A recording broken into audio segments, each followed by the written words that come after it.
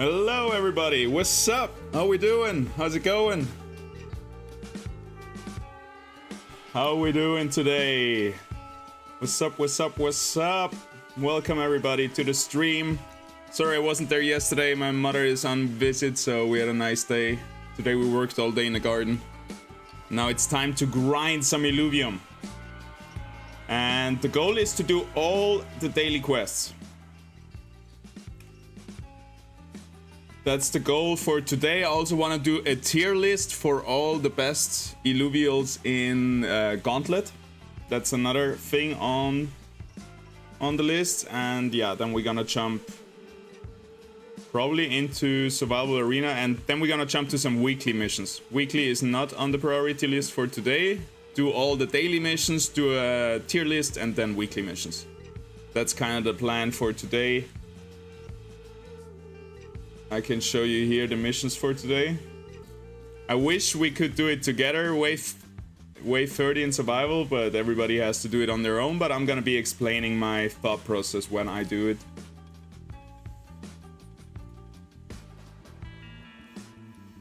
There it is. We got 5 survival games in competitive mode. Then we got wave 30 in survival competitive mode. We got 3 Ascendant games in ranked mode. We got 3 tier 3 Illuvials, Forge 5 cured common shards, some morphopods, some experience, and then some zero quests. I'm gonna be playing zero on the side as well, and then we got a bunch of weekly quests. Play 35 arena survival training games. For that we just gonna start and stop the game over and over again. Denis Borisovich, shout out to the Illuminati. What's up? Let's get it. Only the arena daily and weekly quests are counted right now. Overworld and Zero are not. Why not? I think all the daily and weekly missions count, but milestones don't count. So I've checked in the Discord, and I've seen from Rich that he confirmed that milestones will be removed completely, apparently. And we're just gonna have daily and weekly missions. Still waiting on the announcement, yeah, but like Rich said, some not official announcement, but yeah, that the milestones are just gonna be gone. And I kind of like this, cause now it's like, okay, every day I play my daily stuff, every week I play my weekly stuff, and that's it. It feels like I have more motivation right now knowing this, because I don't have FOMO of 5,000 milestones that I should be completing. You know what I mean? And it's kind of capped. It's kind of nice for the casual or mid-casual players to keep up with everybody. You just do your missions. Yeah, I cannot research biodata, so we're gonna lose a bunch. 12,000 right here. I wish we could do that. My zero plot is by far not there yet. Hyperion, Krypton, let's see how much. 20, maybe.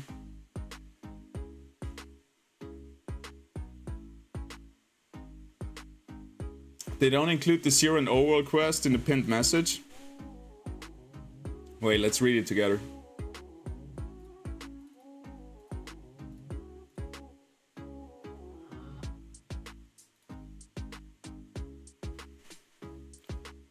Let's read it together.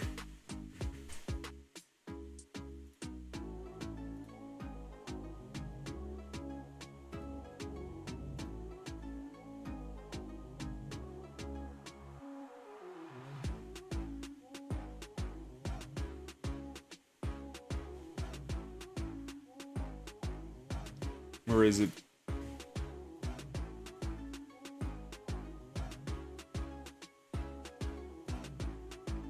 But he said some more messages, right?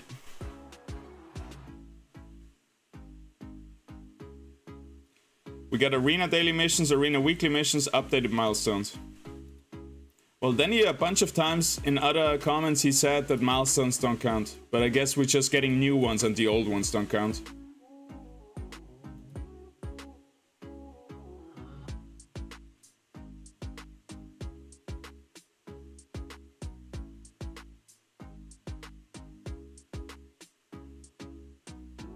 Oh, here we have the new values for the waves. 50k for wave 40.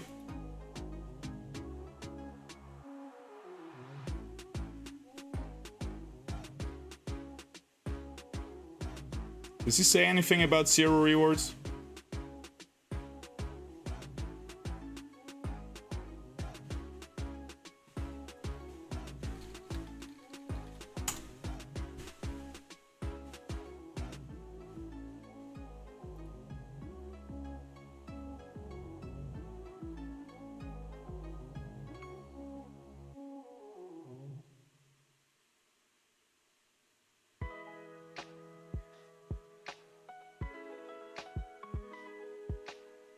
I think they count. All the daily and weekly quests count, I think.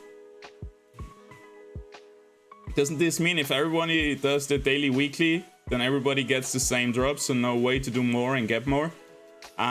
Realistically, by far not everybody is gonna do every quest every day, right? A lot of people don't have the 0 lamplots, a lot of people cannot play. Like, this takes like, I think 3-4 hours every day on average, between 2 and 4 hours. So if you manage to do every daily quest, every weekly quest, that's gonna put you ahead of most of the other players.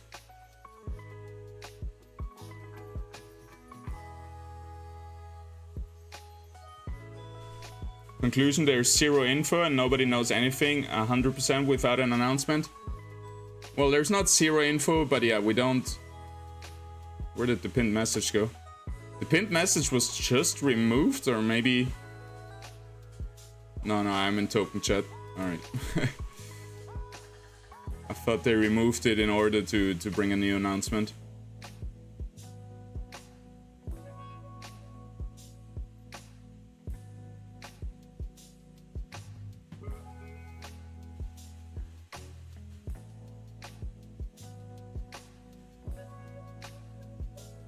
Alright, let's jump into it. What should we start with, though? What should we start with? Day 5 survival game in competitive. Day 3 ascendant games in ranked. I kind of wanna fuse a tier 5 Illuvial and then play ascendant. And what I still need is 1 Scarabog for a Goliath.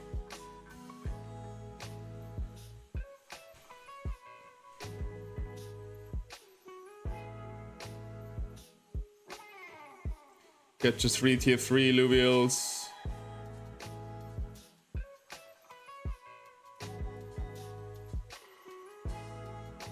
Fuse a tier 5 Illuvial. Alright, let's jump into it. Let's see it. Good morning, Horatio. How's it going? Should I create another account and do the milestones again? No, the milestones are gonna be removed and apparently changed. So right now, all you can do is weekly and daily missions, I think. Which you can do in your own account.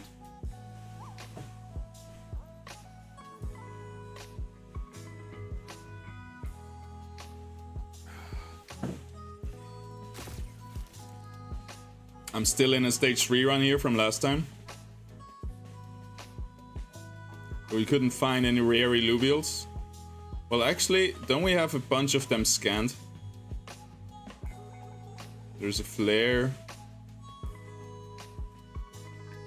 We scanned a bunch of them. There's another flare.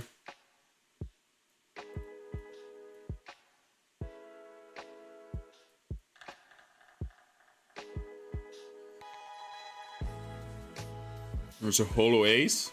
That's good. We need that for the quest anyway, tier 3 Illuvials. Nimble Terralinks, Vermilia. Alright, so we got 2 flares. Vermilia for some experience. There's a Ray. And there's a Fury. Holo Links. Alright.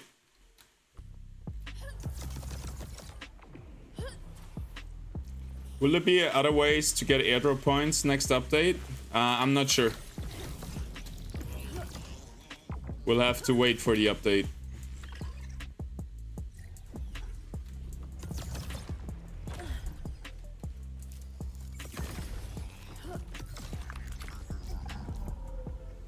Holo Ace, let's get it. So many people investing for completing these milestones, they lose their time, money, and points. Like if you didn't finish the milestones, you mean? If you're like barely done? I guess then it's gone, yeah. When is the rewards distribution? It should come soon. I think you should see it soon in the history tab, right? Right here.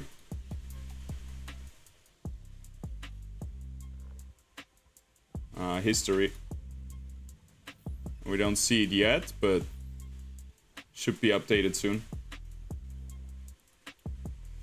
Alright, well we got 4 fire, 2 earth. So water is good. Earth is good. They're all decent, I guess. We're just gonna bring a full board.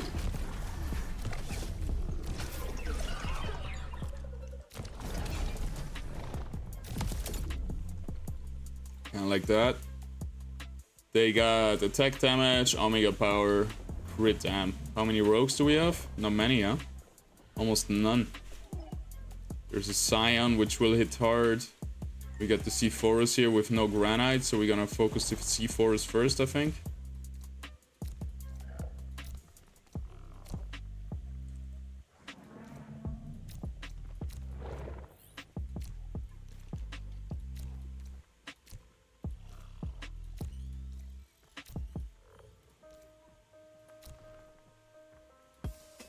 I kinda want that arcane links not to cast into all my units, but here, so we're gonna put our ranger over there.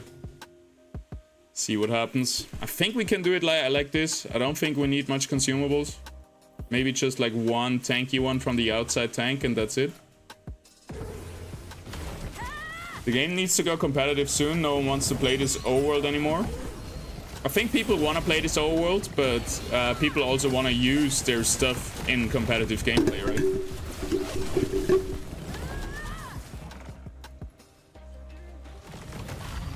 If the focus is more about competitiveness, also the overworld gets more interactive with it.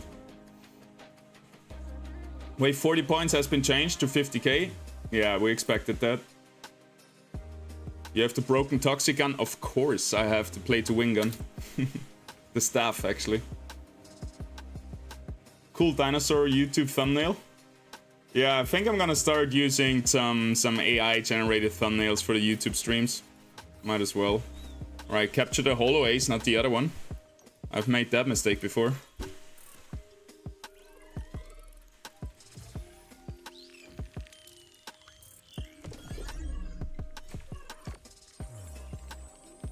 Sup, Taylors? How we doing? Alright. Never mind. I thought we had it. Come on, Hilde. Wake up. It's go time.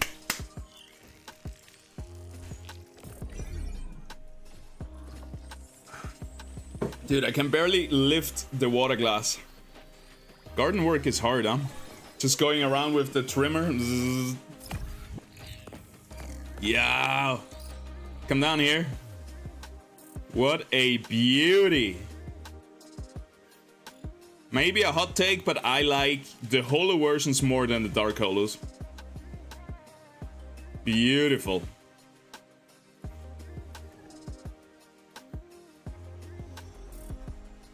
Sup, what up, DDK Yuma?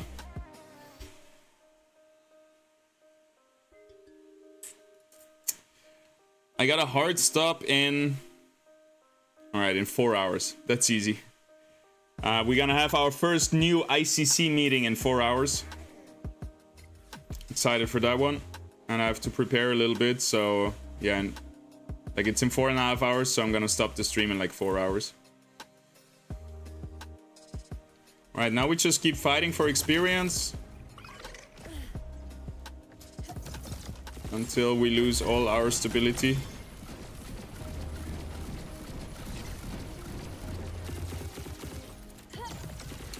Come here.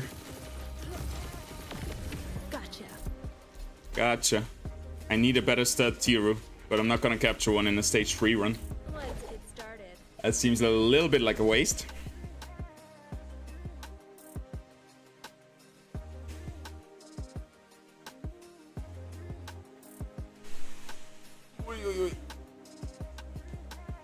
What is this announcement people are upset Illuvium hasn't made?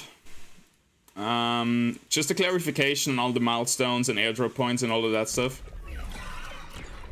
There has been somewhat of an announcement by Rich in the general chat, but nothing official yet. Check the stats. And it's go time. Like, we don't know what's gonna happen really to milestone points. All we know, the current milestone stuff is not eligible. And at the moment, the only airdrop points you can get is through daily and weekly quests, it seems like. Is the audio bugged for other people as well? Like, my audio level in the arena always jumps up and down, it feels like. What will happen with the airdrop points made this season? Like for season 2, you mean? That are going for the one before? Like if you finish milestone points right now in this season, the milestones from last season, I think they just don't count. But I'm guessing as well.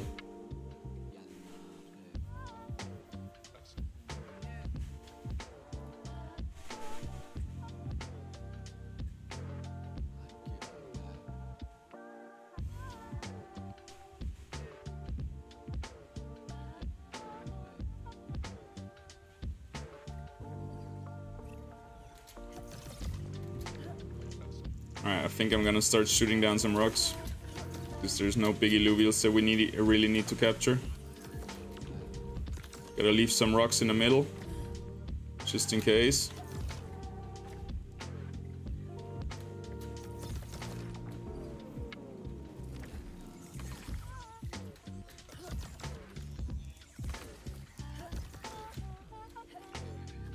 Some milestones finished this season are counting for the first one. Are they though?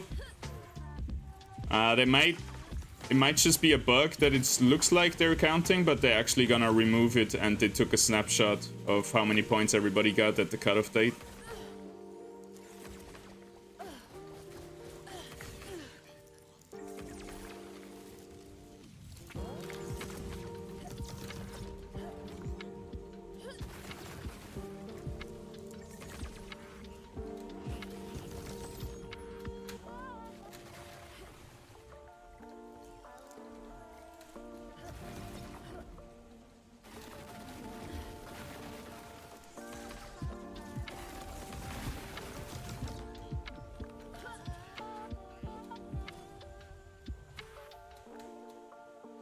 I think I remember we did a good job placing all the teleport beacons down. So I think we are all prepared for once the dome collapses. We still want to have some more fights.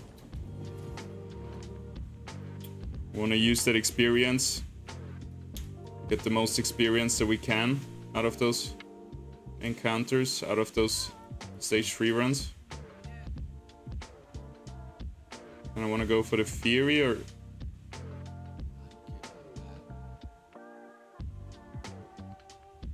Let's go for the Fury right there.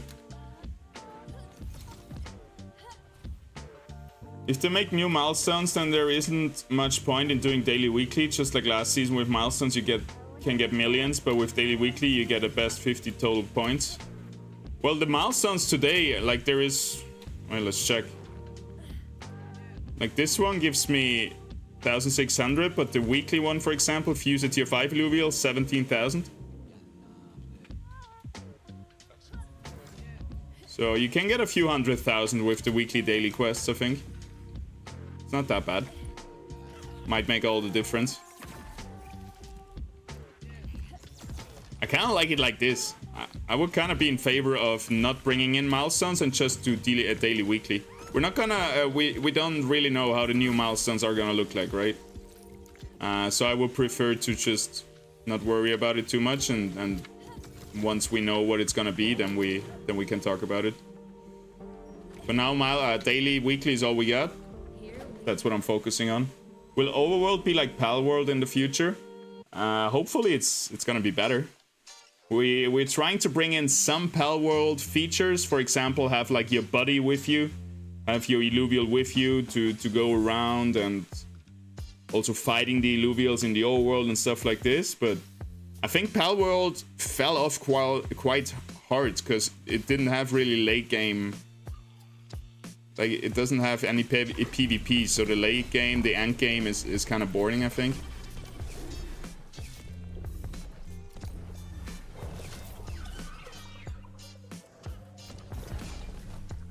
That's that. That means down to 1 stability and send it.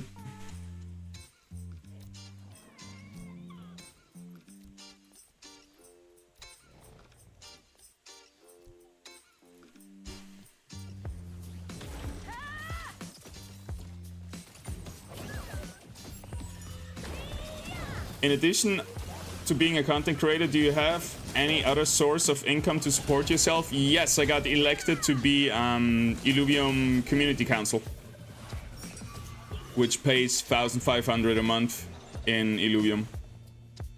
So with this and content creation with the affiliate code, by the way guys, if you want to support me, support the channel, support my content creation, feel free to put my affiliate code right here in the referral link. It's PAZ. Helps me a lot. Doesn't cost you anything. Thank you very much. You have to renew it every 30 days, so check it once in a while. You can also renew it every 20 days or whatever you choose to do. But yeah, that's my 2 sources of income. I'm I feel very blessed. I'm very happy that Illuvium enables me to do this full time. There are 4 weekly points in total, and it's all RNG. Most weekly are 3 to 5k. Yeah, but in the grand scheme of things, that RNG will flatten out, right? If you do hundreds of them, like, you get an average. Like, it's not so RNG heavy anymore. I mean, there is gonna be milestones coming, right? That's what they said. I don't know how they're gonna look like. If somebody has...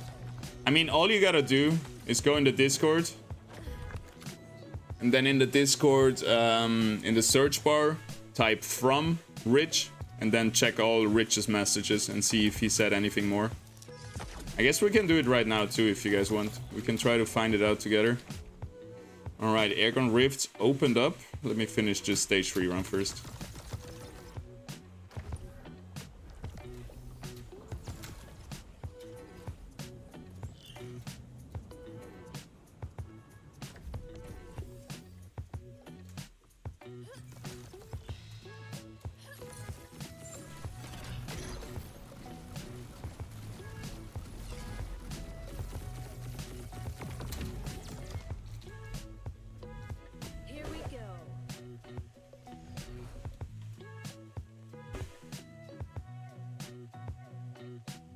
Peace, Diego. I haven't started this season yet. I'm waiting for the announcement. I like the game, but as it involves money, it's good to know what the system will be like to define the strategy. Yeah, I agree. I think you can do, like, you know, a few stage 1. What is it? Like, one stage 1 run is 20-50 cents or something. It's less than $1. Like, if you want to play, I would just play like stage 1 runs, have fun. Maybe find Illuvials that you don't have yet. Do some daily, weekly quests.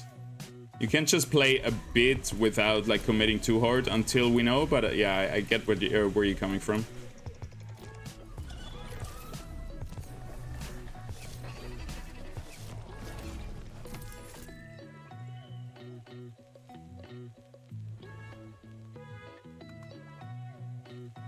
Almost fused material, this ace right here. We have the same points last season. Nice. Well played.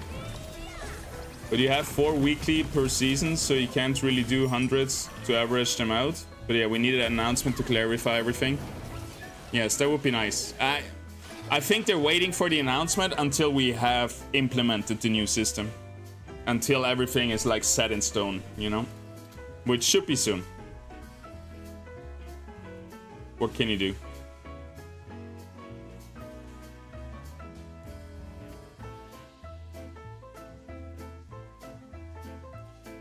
Now I see another mission from another message from Rich. Season 2 has no milestone points. It's showing currently, but it doesn't count. And then what do we do in the second season? Wait. Let me finish that stage 3 run, and then we're gonna look more into Rich's messages and try to get to the bottom of this. Shouldn't be too hard.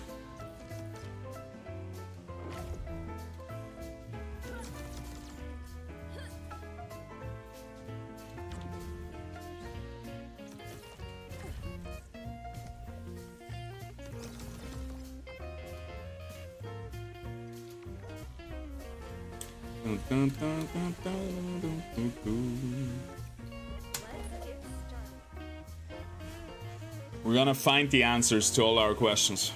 Maybe it's hidden in the Discord.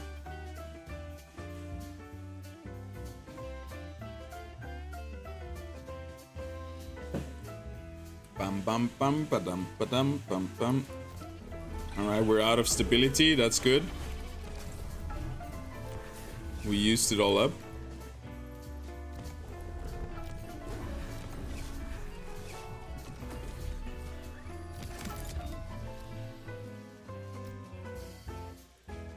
Gonna be a tough fight here, I think.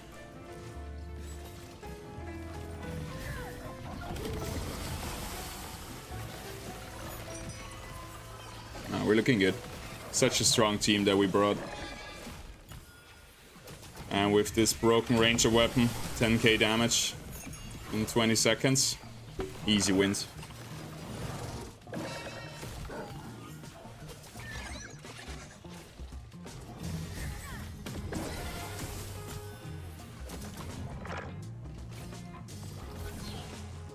Yeah, I don't really understand the reason. Well, I can see a few reasons, but I'm not sure if it would be better if everybody had the same weekly missions to keep RNG out of it a little bit. I didn't check the stats of the flare, but tier 3 shard, if we get it, definitely worth it.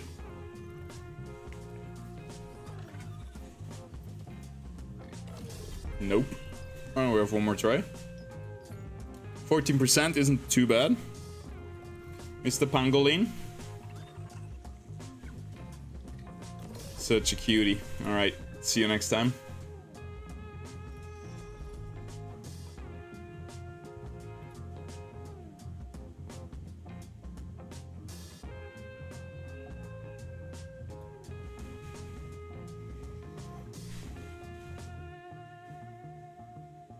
Overload in progress. Let's check if our Illuvials still have some shard integrity.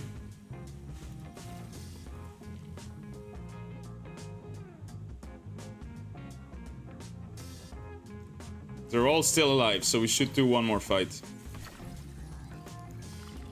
There is one more flare somewhere that we scanned the other day.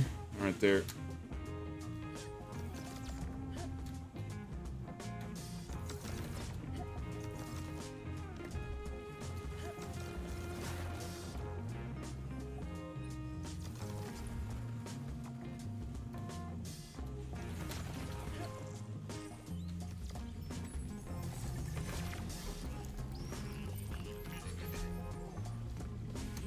Let me in.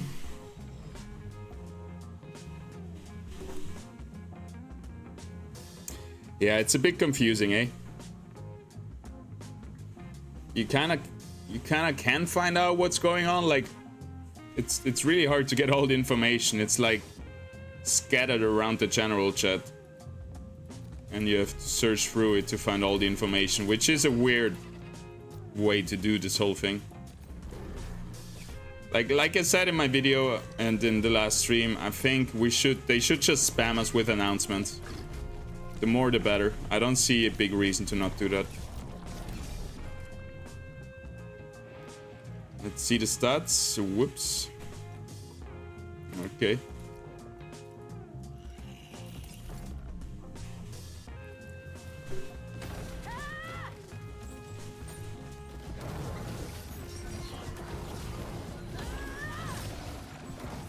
Do we have enough damage? Looks good. Man, the new health bars are kind of growing on me. It is a little bit easy to see what's going on. I still think they shouldn't have this white line around them. Like this white stroke. It's a bit too much, but other than that, I really like them.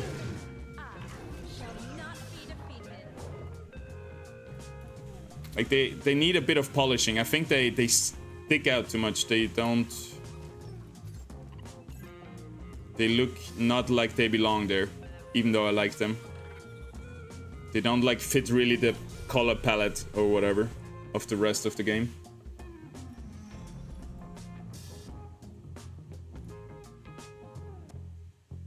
Alright, I think now our Illuvial should be KO. Unable to fight. We're not gonna use ring nuts.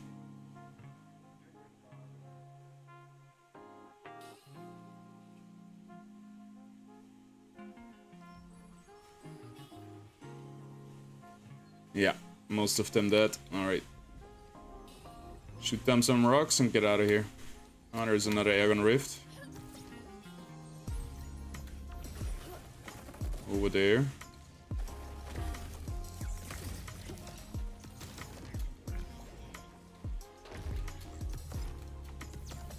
Dome has almost collapsed. Let's hurry up with those rocks. Shoot everything down.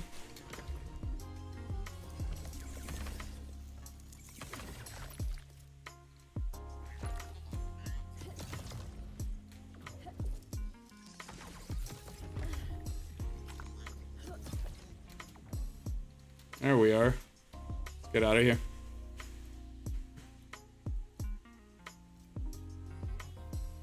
Alright, let's search through the Discord real fast and see if we can find our answers that we need.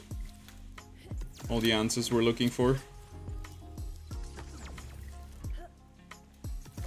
One more for the boys and we're out.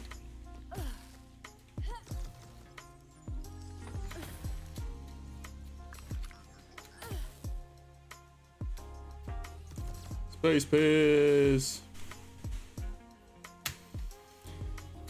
I don't know, my stage 3 runs are really not lucky. I constantly see people posting stage 2 runs that are way better than my stage 3 runs. Look at that, what we got. We got a Hollow Ace, an Epic Shard, a Rake, 2 Resplendent Shards. Got a Might Essence, which is nice. Oh, it's a tier 4 Essence. Could be better, could be worse. Alright, let's check the Discord. So what you can always do is, or not always, sometimes it's buggy, but if you put from and then rich, sometimes it doesn't work.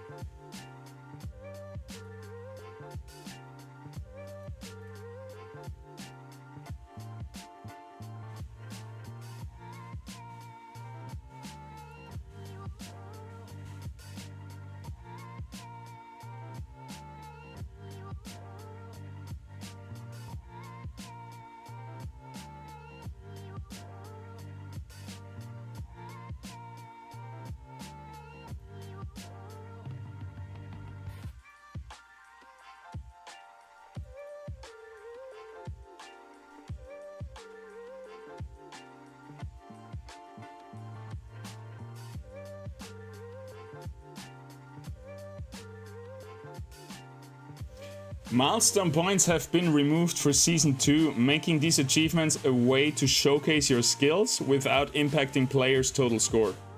So it seems like for Season 2 we're not gonna have milestones for airdrop points, but just like for a flex. It's like cosmetics. It would be cool if we get some skins for it. If you like capture all Illuvials, you get a skin, whatever.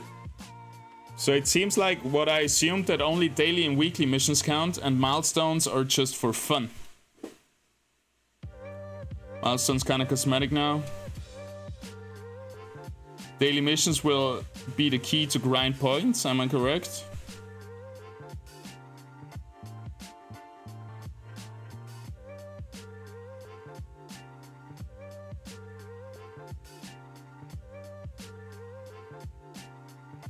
So 0 players will never have an opportunity for milestone points? Does he answer that? No one does currently.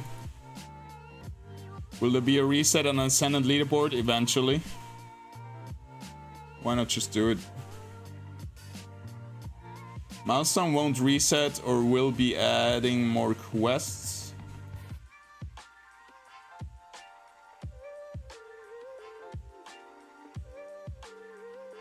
Season 2 has no milestone points. It's showing currently, but that's wrong. What to do in the second season? There's dailies. Daily missions, weekly missions.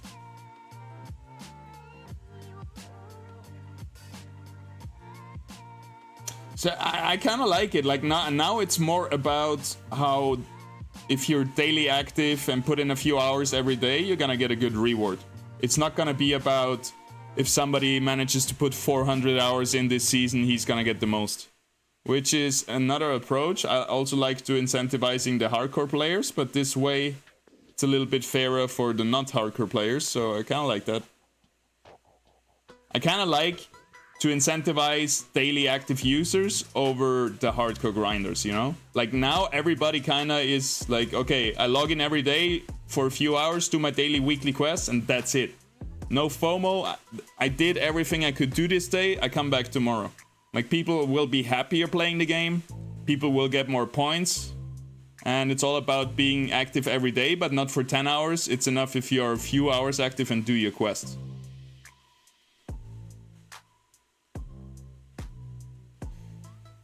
Airdrop points in Season 2, daily and weekly missions. As soon as I can get a hold of someone, I will update you guys. That's the thing, right? Rich kind of needs to confirm with the team.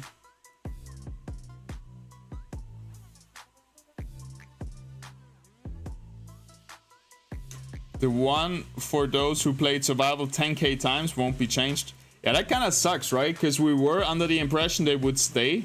That's kind of what they said. So people who were like working towards a big goal, like 10,000 times survival, which is just starting and resetting the game. So, but there is other ones, like big ones, like win 5,000 arena ascending games or something. Like all their progress is gonna be wiped, it seems like. Also, I would have liked to complete all my collections, like capture all tier 5, stage 2 Illuvials and so on. So there's downsides to it, but...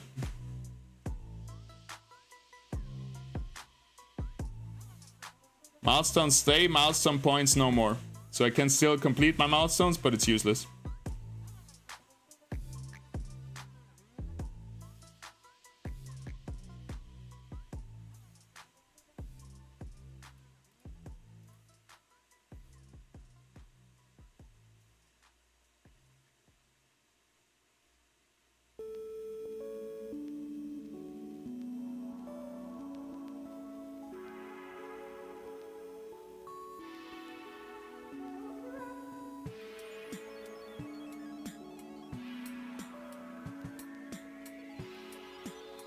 I think that's it.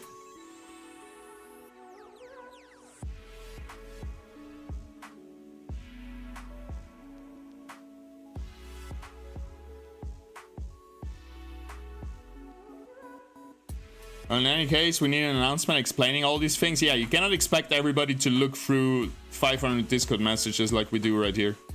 But I think we got to the bottom of it.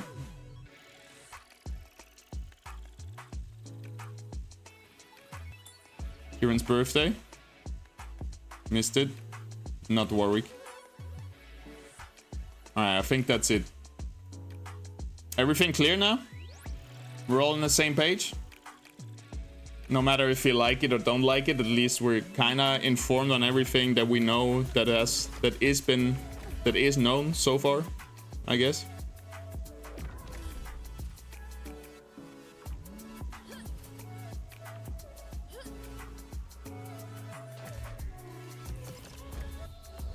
Alright, what do we need to cure? 5 common shards.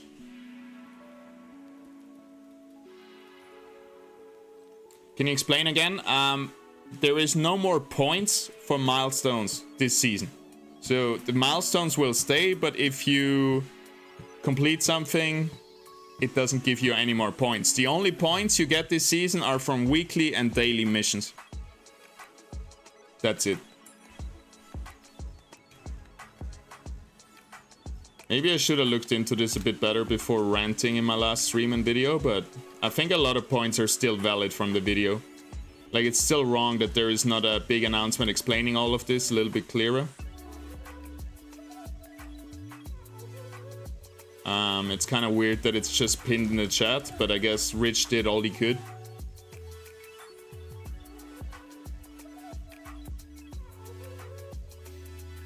Your video title is correct, even if you don't know. Yeah, I think I had a fair take in my video, I think. I don't think I said anything that is unfair or wrong. Sometimes I feel like it sounds like it's all Rich's fault, but he does the best he can, right? Like, it's nice that he at least announced it in the general chat and pinned it. I guess that's all he could do. He didn't have more clearance to like post an announcement itself. It needs to be confirmed first. So yeah, I appreciate Rich. He's doing the best he can. It's just a structural hierarchy problem, I guess. They probably didn't want the headache of multi-accounting if they kept the milestones without a reset. Yeah. When will the airdrop be announced?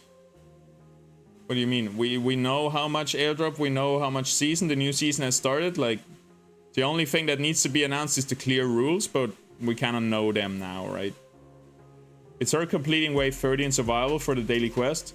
Every time you restart, you get a new deck, so maybe you just need a better deck.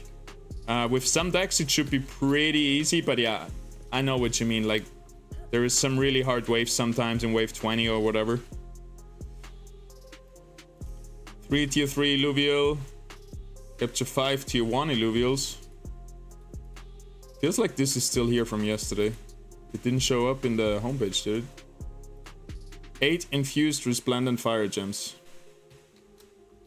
I don't think I have that many, but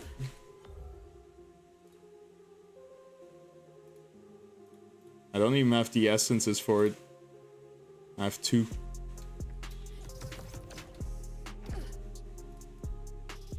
Okay, so basically 5 tier 1 Illuvial, tier 3 Illuvial, so we can do both of this in a stage 1 run.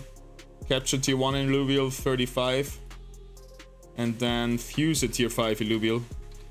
We might be able to fuse one already. Ador 16.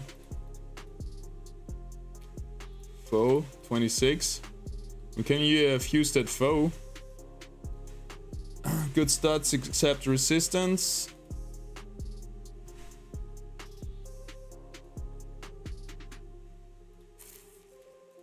I kind of want to fuse this with the better, with 2 other better foes, so we get something better out of it than those 3. I mean, those 3 could make a decent for us, but kind of feels like wasting all of this good stats if I fuse it with those 2. Also, we got 3 Ramphis, 3 Scarabox. Dude, those Scarabox look good. Like this one, god damn. Might want to keep it and just fuse those 2 with another medium Scarabug. I need to find a Scarabug. I think that's the gist of it.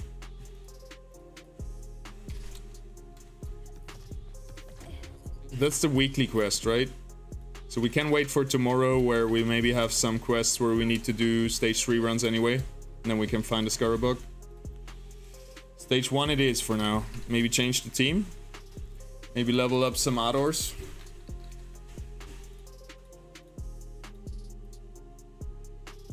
Ugh, super bad stats. The Adorado is pretty sick. super bad stats. Nobody has Omega power, nobody has resistances. I guess this one is the best one. Feels bad. We could also level up the Adorado in preparation for an Adorius. Or we just level all of those guys.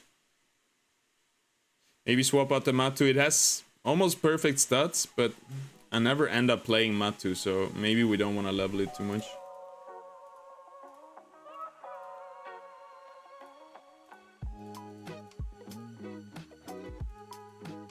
Wow. Look at that. That's one good turtle right there. We should level that. Be the top level in here. Just as bad Omega power, but whatever. It's really good fusing material.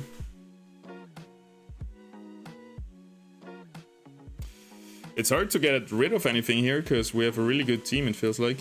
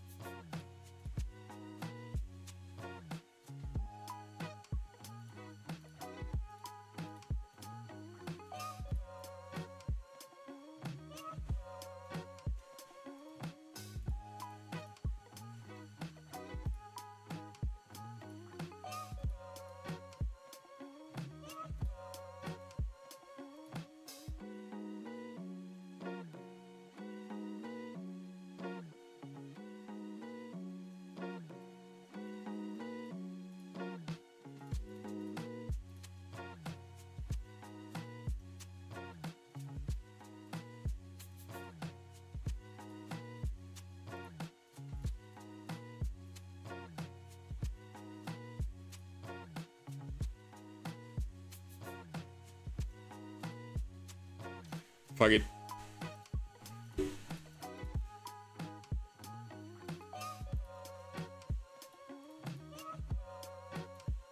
Team is strong enough for stage 2.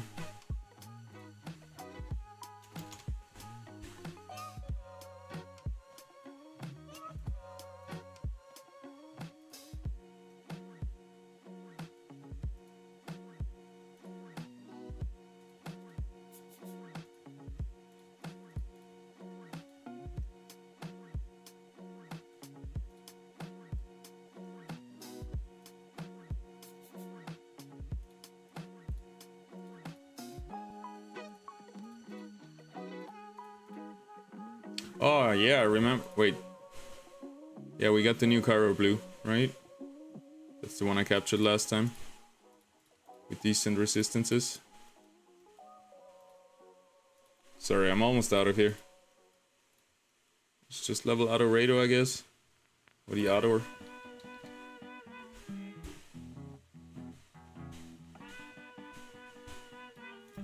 Alright, fight. Let's get it.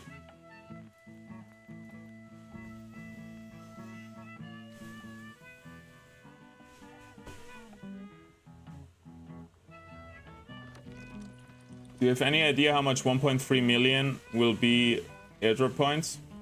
I think it will be between 3 and 10 LV, but I'm not sure. Some of those missions are made to extract all your hard-earned dollars from your bank account.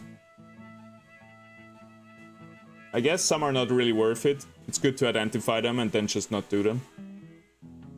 Do you have any idea what is the estimated cost in dollars to complete daily quests in the overworld? It really depends on the daily quests, right? For example, today we have captured tier 3 Illuvial and captured tier 1 Illuvials. I can do this in 2 stage 1 runs. Which means it's like with the shards, maybe $2 to do those quests today, which is 1,600 points. You can also do the Morphopods. This one is gonna be hard. The other one that we had today, gain experience, is also included in this. So most of them are pretty cheap. Just spam stage 1 runs. And then there is a few like tier 5 Illuvials where you should do stage 2 or stage 3 runs. But capture tier 1 Illuvials for the weekly quests. Also stage 1 runs.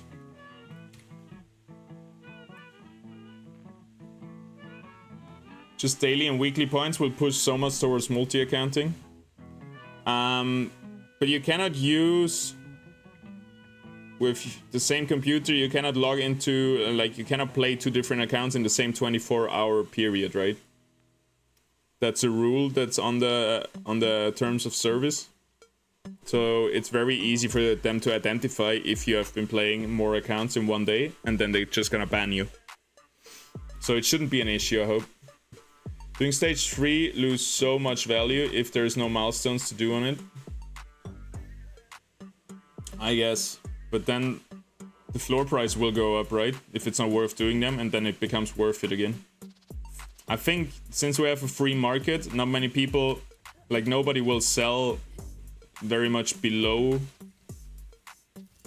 what they invested. They're not gonna sell for a loss. So I think in the grand scheme of things, in the end, it will always turn out to be at least breaking even. Because nobody will, in the long term, always sell for less than breaking even, right? Does that make sense? Alright, what are we here for? Tier 3 Illuvials, Tier 1 Illuvials. As many Tier 1 Illuvials as we can find, actually. We need 35 for the weekly quest. We're also gonna shoot rocks, because why not? Always need some rocks. Stage 2 Tier 1 Illuvials, sure. That's 3 Illuvials in one. Capture 1, get 3. Capture 1, get 2 for free.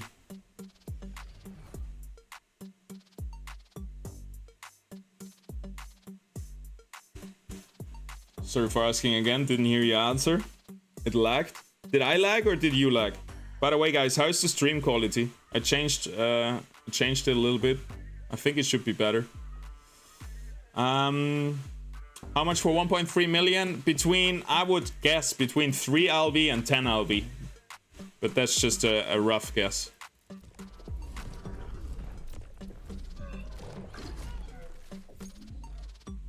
Alright, it's gonna be hard with those nature Illuvials, so let's also bring some water to counter that.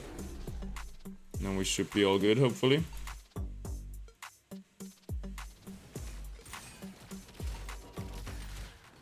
Good resistance, bad Omega power on the TNT though. But that's good fusing material, I would say.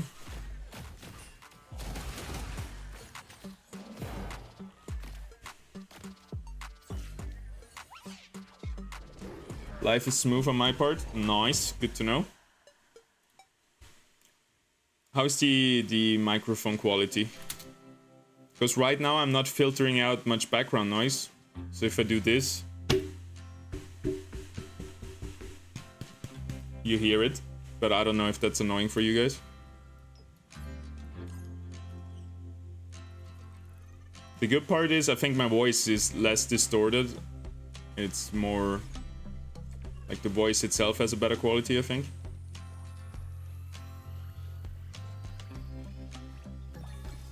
I'm trying to make not too many dead noises.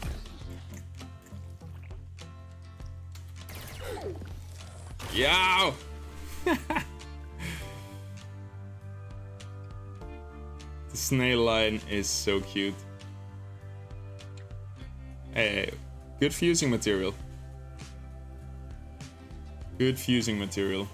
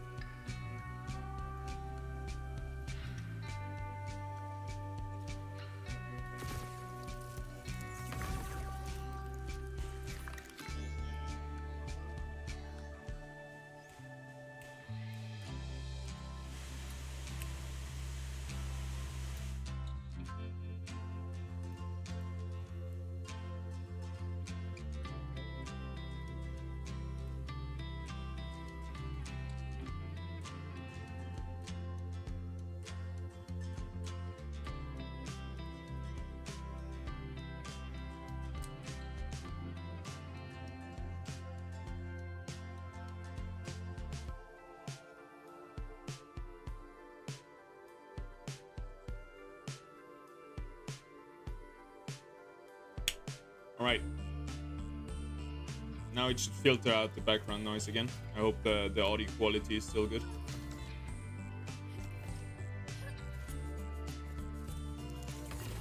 So you don't hear like every single move I make. Sweet! Rift. Put a teleporter at the end of it usually, but it seems like there's not more, so we can just put it next to it. Alright, fight, fight, fight. Capture whatever has good stats. Got ya. Let's get started. Noise is faint and not annoying. Oh, that's good. Thanks for the input. Jonel? Is that how you say it? Jonel? Aguelo. It's the same as the other seasons that if you collect your airdrop tokens now and didn't wait for the vesting period, you still get 75%. You can collect 50% right now, but you're gonna lose the other 50%. And the more longer you wait, the more of the other 50% will be included in that what you can collect, and then after 3 months you're gonna have 100%. So honestly, just wait 3 months is my take on it. I also think, no financial advice, but I don't think we go much lower with the coin, so there's no hurry in collecting. But you never know, right? Definitely don't listen to me when it comes to market and tokens and whatever. I'm not the crypto guy. I'm very deep in this crypto game called Illuvium, but I'm not your crypto specialist. I've been here for a few years, right? I know what's going on, but yeah, I should capture something. I didn't check the stats. My bad. Choco. Go, Choco.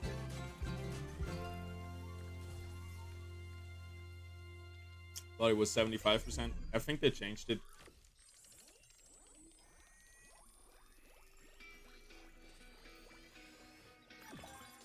I still like Taylor's proposal a lot, where you can claim it instantly, but you have to use it in-game for fuel. It looks like somebody drew every single strain of hair of the Illuvials. It's so freaking clean.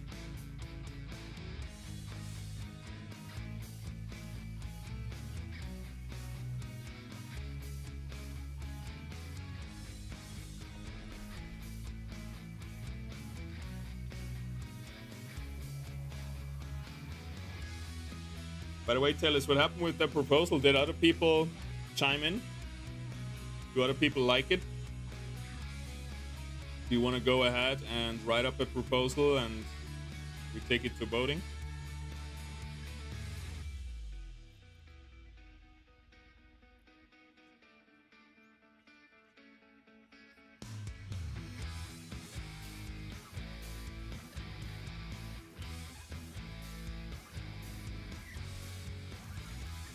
I gotta text my lady.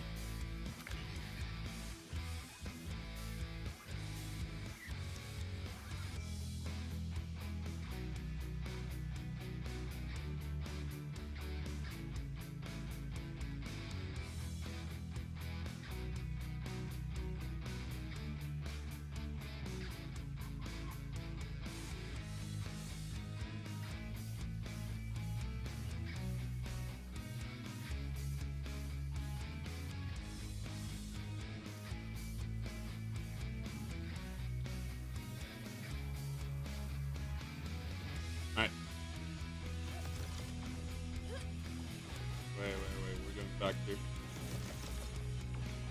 We got 16 or so thumbs up.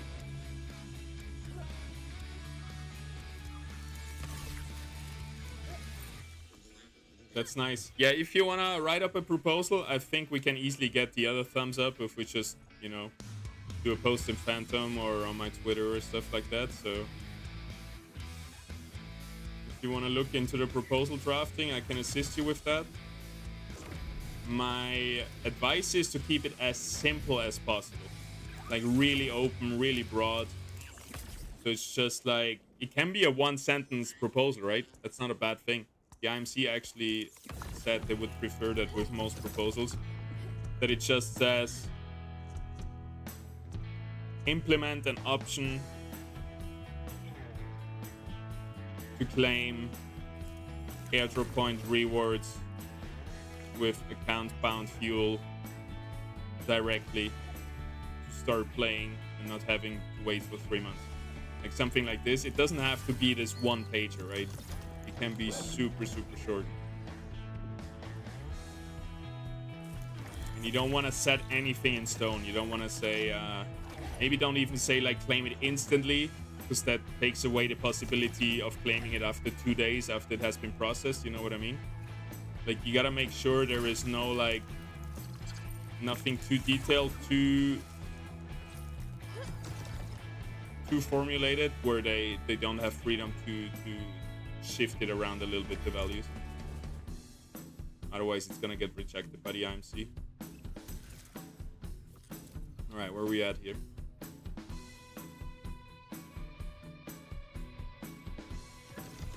Let's fight a bunch more Illuvials. Good. Capturing tier 1 Illuvials is probably not worth it, but whatever. Thank you, feet! When do you think they will release the airdrop for last season? I think it's gonna come this week.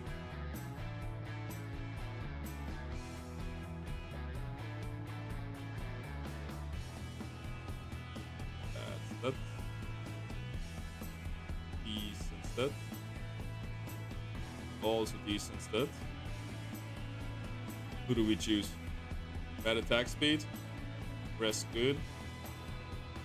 Bad Omega power, rest mid, and no resistance. Alright, capture the ray.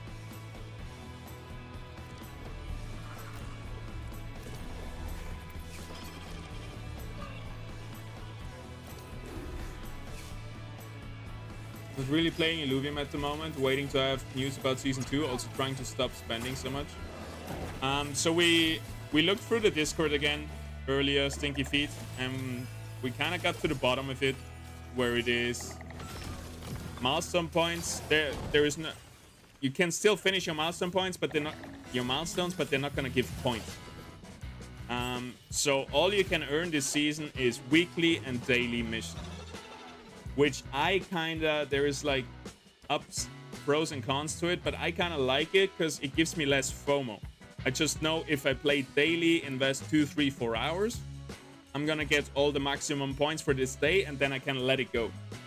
And before it was like I have these 500 milestones that I need to achieve. There's not enough time in the day, which kind of killed my motivation because I felt like I couldn't complete it anyway.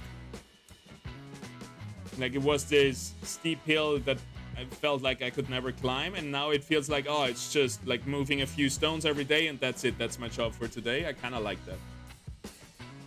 It kind of sucks that I have like half completed milestones where I'm never gonna get points for it, but you gotta make the cutoff somewhere, right? We'll do them. Yeah, it is really good to know. I guess I was a bit quick to judge, where I was complaining there was no announcement, which is true. There is no official announcement, but Rich posted kind of an announcement in the general chat and pinned it and then explained it.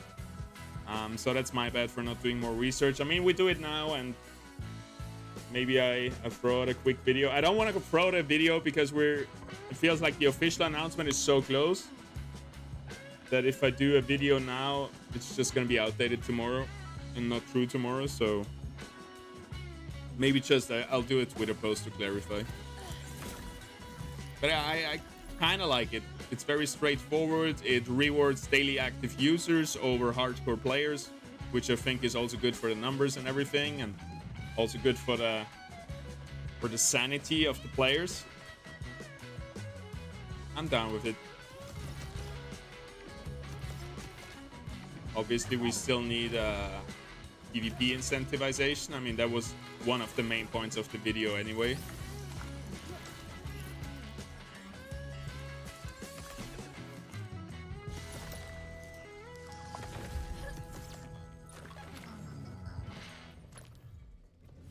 I feel like there would be PvP milestones if rank was implemented. Well, we have ranked in Ascendant, right? Just the leaderboards are broken.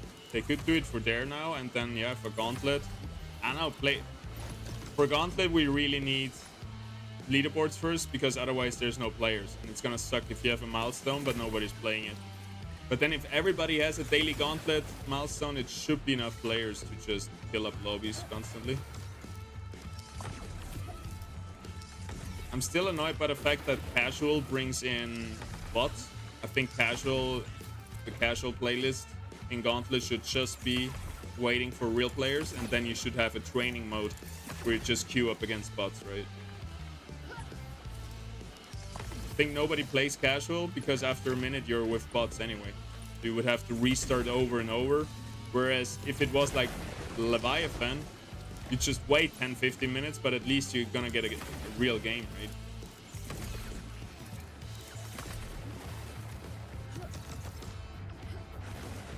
Maybe I should post it in the Feedback Ideas channel. Seems like an easy fix to our problem right now.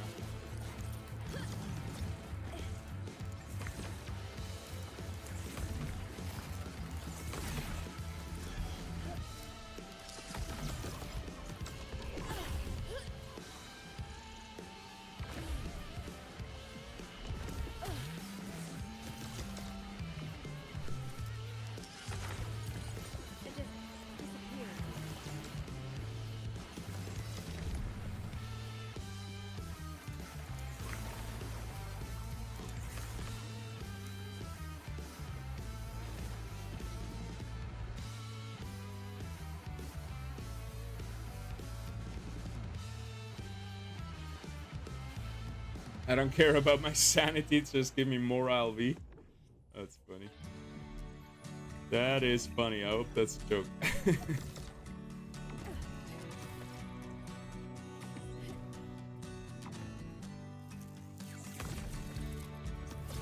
It's good, it's good. I like it.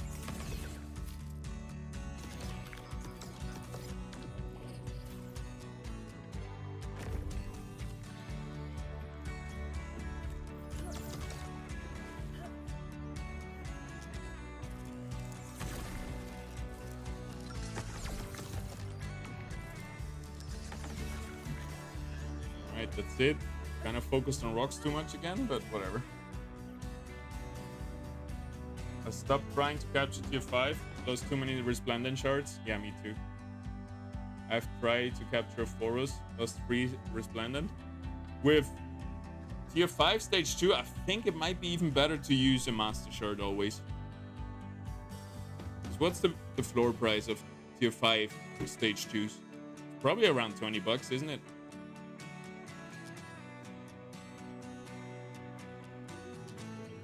The last day grind is always fun. Yeah, but now we're on the first few days.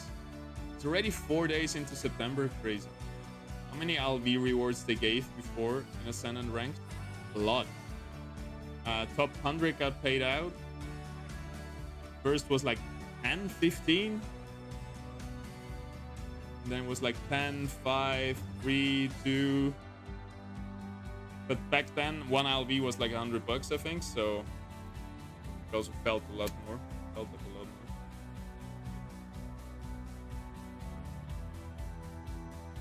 Like it was really worth. If you were a good player and you were able to get into the top 10, it was really worth it. You would get like, I don't know. I was getting like 5 LV per week, something like that. I was like top 5 or something.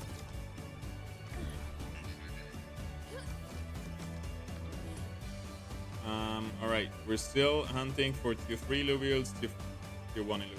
That's it, that's all. That's our mission. I kind of want to hunt for some Gyros, Revos, maybe Archelion, so we don't have to level up our Arcos. So let's go Brightland Step. See what's up there. I'm gonna take a peek, get some water.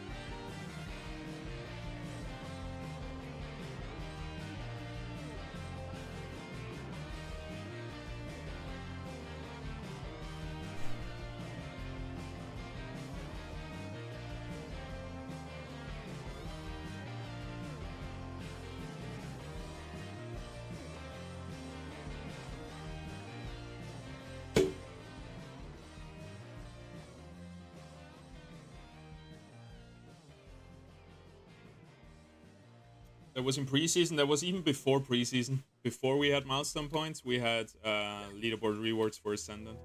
It was a really cool time. I hope we get back to those times soon. I really enjoyed that, and I think a lot of people enjoyed that.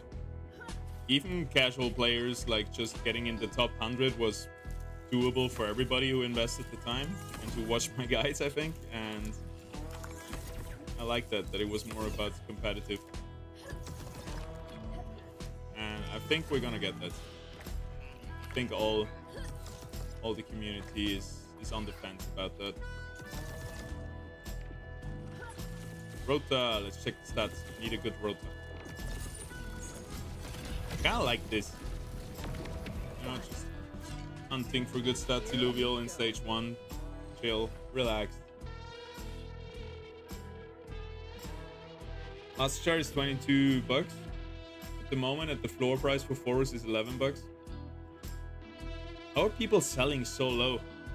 Like, how can you, like, you lose so much money for 11 bucks Forest, no? Like, how, 3 rotas, okay. Okay, nope, nope. Kinda there. Probably better than my other rotas. I should have checked. Let's get to this. It's level 1, level 4, level 1. Shit. So we don't know which one is this. Which one is the one, right? Like, that's a bit annoying. That's something we need as well. You need to see the stats in the capture screen, like in the short selection screen.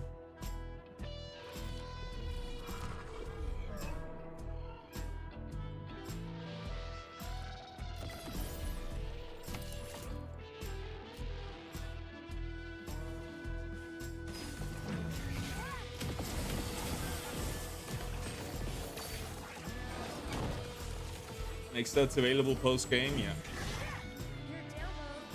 Oh no, I cannot post another video of this is what Illuvium needs to implement, but it feels like every day I find something new that is just crucial. But they know, right? A lot of stuff is obvious and they're working on it. Alright, let's spin the dice. Which one you guys think? The middle or the right? Left or right? Which one is the good one?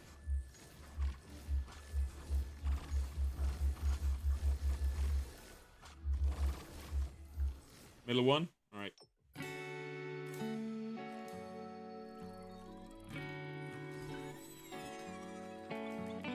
The left? No, that's a level 4. Ah, the left of those two, yeah. Okay, that's what we're going for.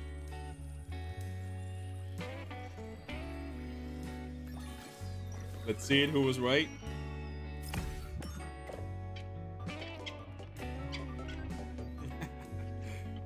Yay, we got it.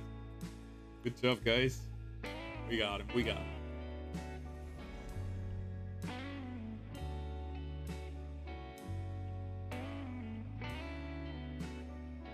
Don't let me forget. I want to do a tier list for all the Gauntlet Illuvials. What's best in Gauntlet? I think that's going to be pretty valuable for players. Let's hit the casino. I'm down. I haven't been in a casino forever. I have a sketchy story about casino.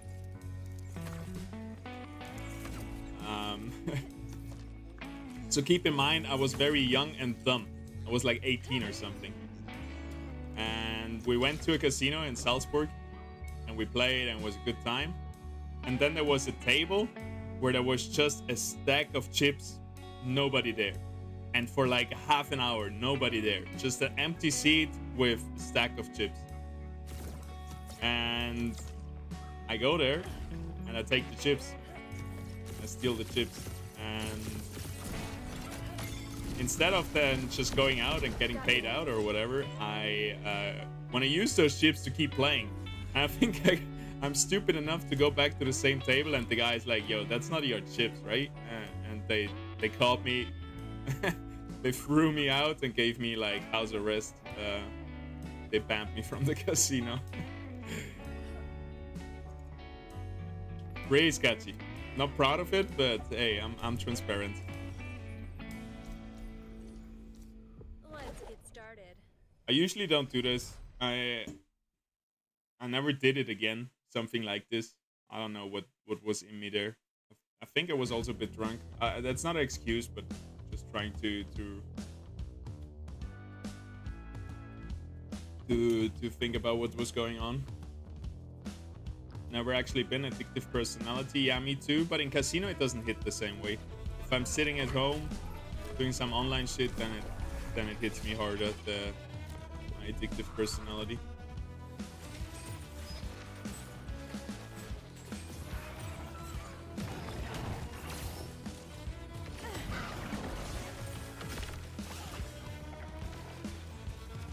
Shit, I didn't check stats. Keep forgetting. Come on.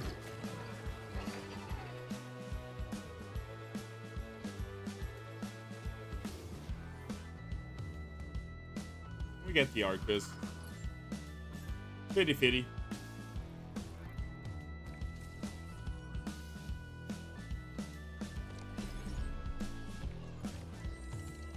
Come on now.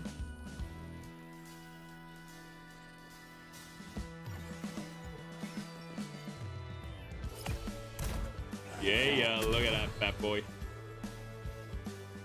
What a beauty. What's your overall goal with Season 2? Just dailies and hunting for good mod Illuvials? Yeah, just daily, weekly quests, and the rest I'll probably put into practicing Gauntlet, maybe playing Ascendant, kind of like that. Just chill. What a beauty. I love the new capture screen, dude. It's so nice.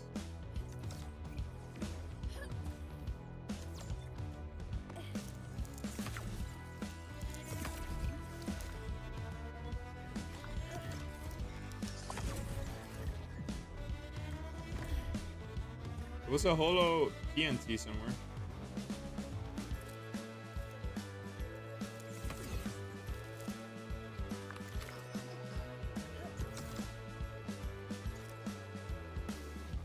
Still looking for tier 3 Illuvials. Seem like there's many around.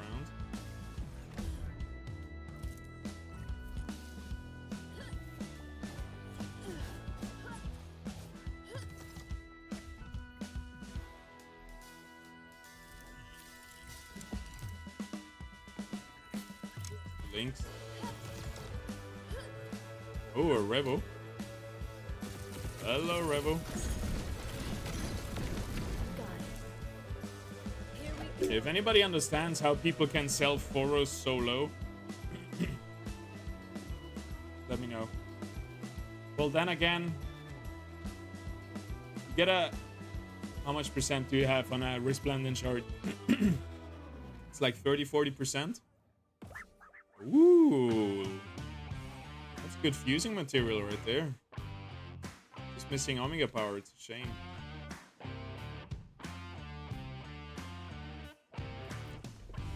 We don't need a good Revo anymore. We got this beauty from Horatio. Thank you very much again. Use this with this. Could come out. Perfect stat almost.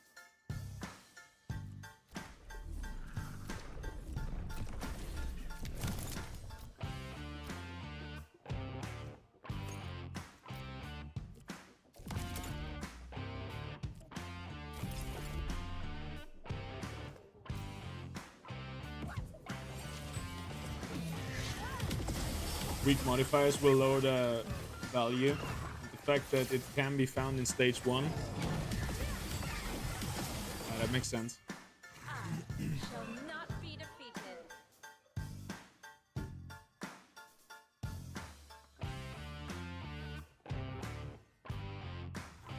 Hello, Mr. Rebo, 52%. Into the floor with you. Get down low. Nope.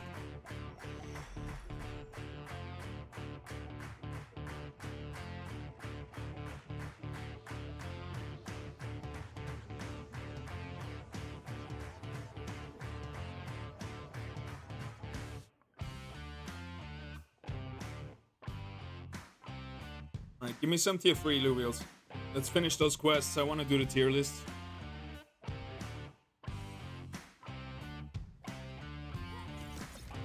One tier 3, 2 more tier 3, 1 more tier 1.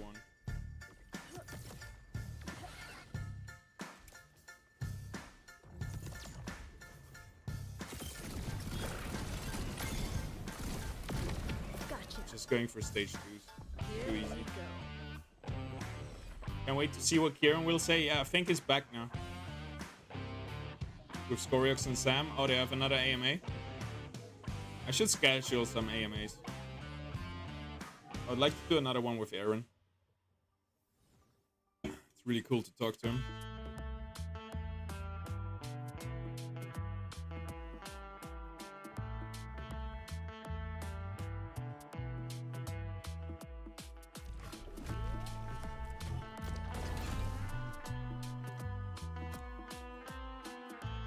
Those two just do it. Good morning, Duff. How's it going? How are we doing today?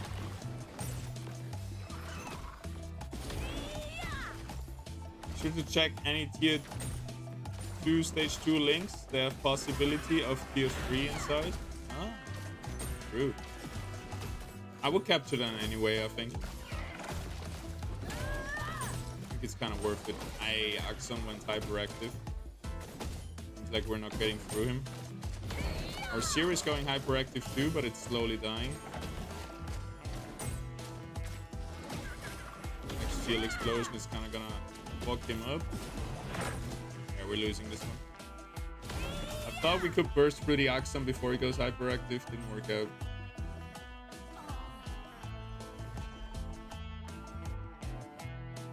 Daily quest grind before work. Exactly. That's what we're here for. Won 5 arena matches last night. So getting the hang of it. Nice.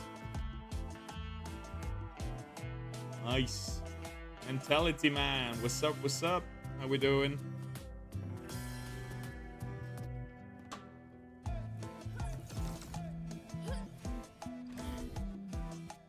Marcos. How many stage 2s, man? Got ya.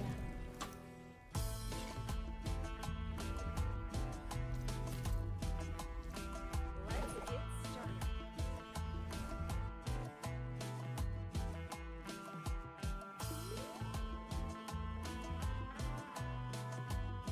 Can I play with i5 3rd gen 10 GB RAM and no GPU? Probably not. No GPU sounds rough. Like, this is a very high graphic game, right? Look at that guy. I think you need a proper GPU, a proper graphics card.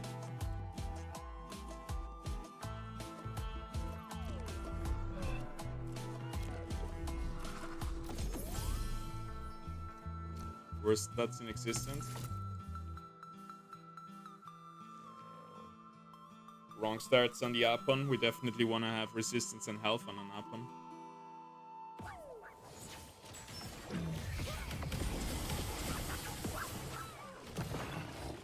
Oh shit, I forgot. I wanted to play Illuvium 0 on the side.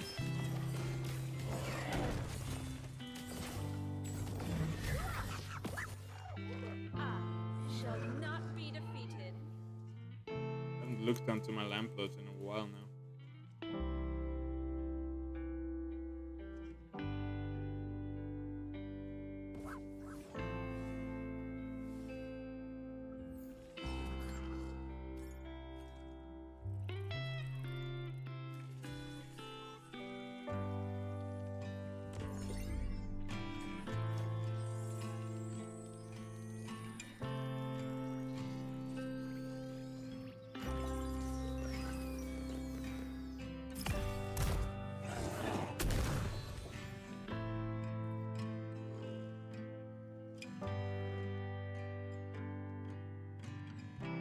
Got him. Need 7th gen or better CPU and at least 1650 NVIDIA graphics to get 30. GG Steph. Take care, have a good one.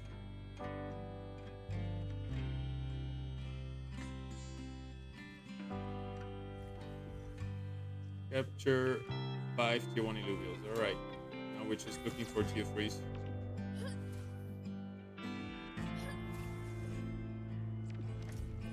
Usually you should find a bunch of tier 3s in stage 1, right?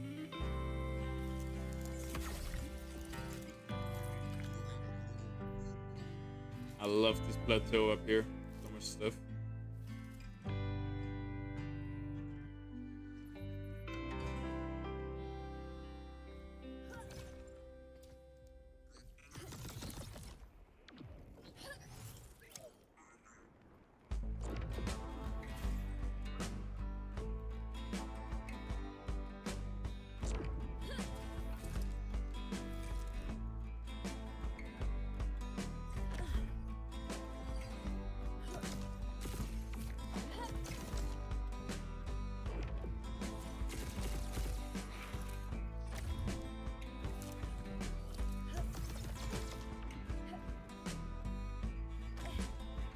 Kinda nice coming back to Brightland Steps. How much airdrop points you got, bro, in preseason? Not a lot. I didn't really play in preseason for airdrop points. I saved my energy for mainnet. In season 1, I have 3.5 million. Also not too much. Again, I can't grind like other people do. With editing, streaming and stuff, it's really hard to be most efficient, but I'm happy with it.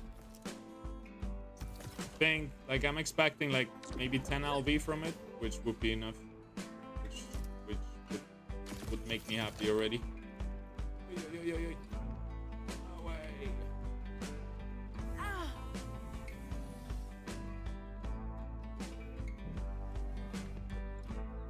It was a tier 3 Illuvium. I see you.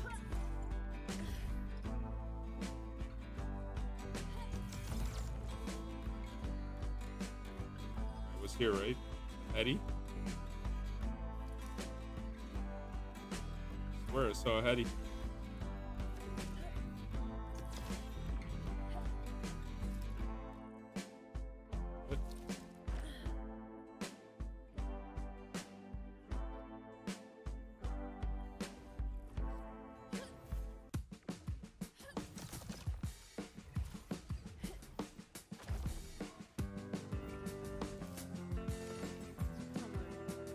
Where there was Eddie right here? What do you mean?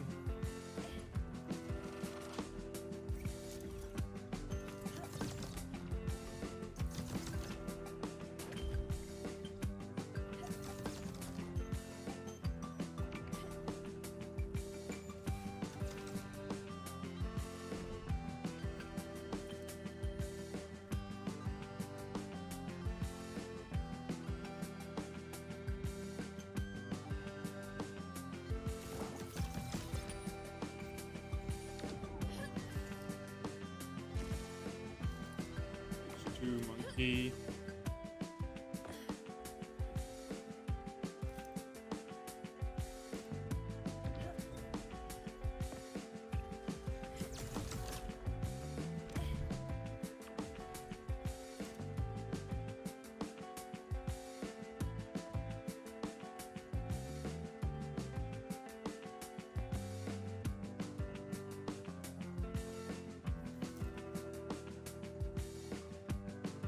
So weird. I thought it was right here.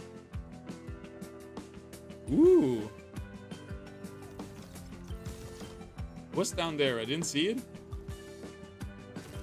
Hello, Mr. Crunk. How are we doing?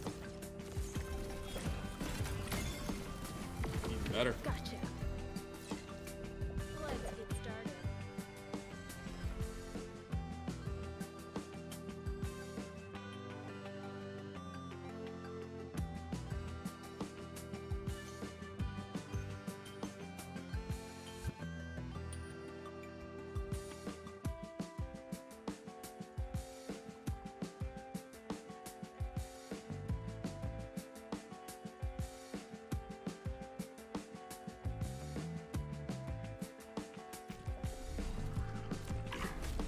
This time,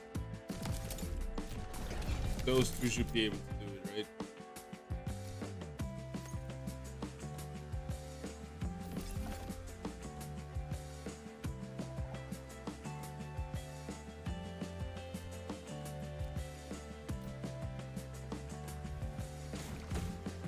mean, maybe not the best positioning since he's gonna get stunned out of his cast. But he got a little bit in. Got a good spin in. And he's going hyperactive, so should be good here. Nice. Bada bing, bada bye. Bada bing, bada bye.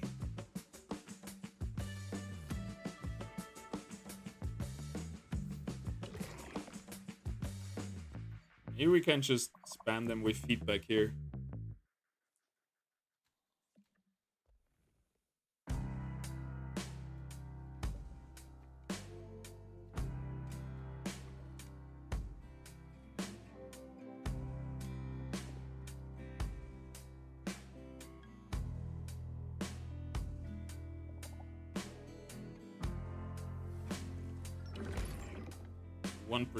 Wait, give free short. 37%.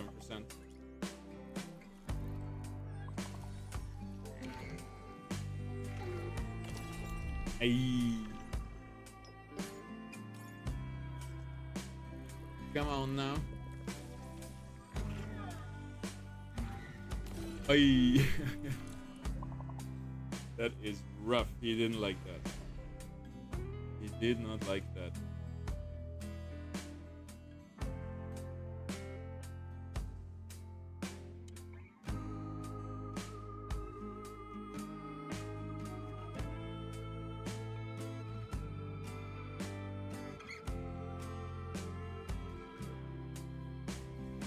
Bad. Guess we have to do one more run.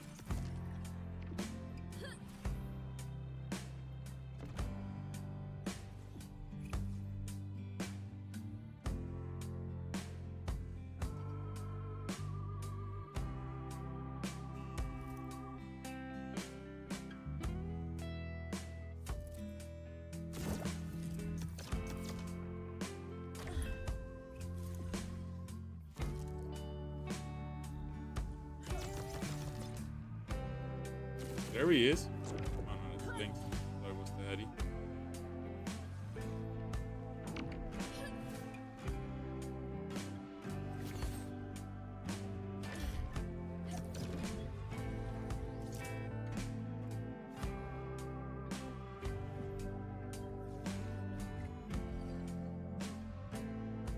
Hello.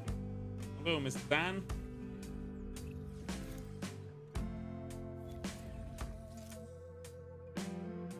Loose. I have a bunch of you already. I think we're gonna get it. Can jump in and fight it for the experience and see the stats, but I think we're gonna go for it.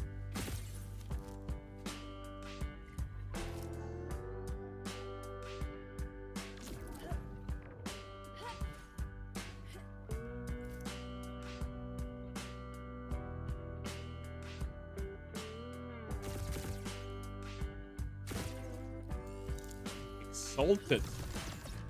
Sure.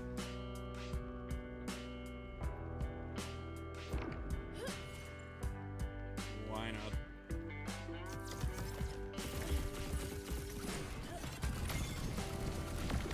Got ya. Let's get started.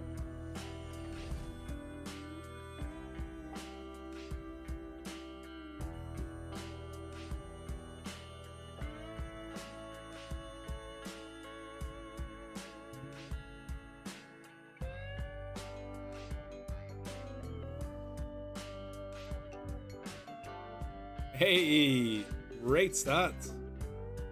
30, 30, 40, 40, 40. Decent, man. Probably my best monk here yet. And a true coral. Capture only one though.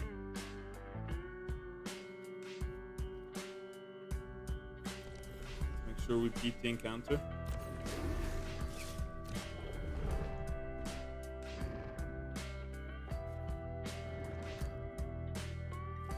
Just gonna use a big shard. Fuck it.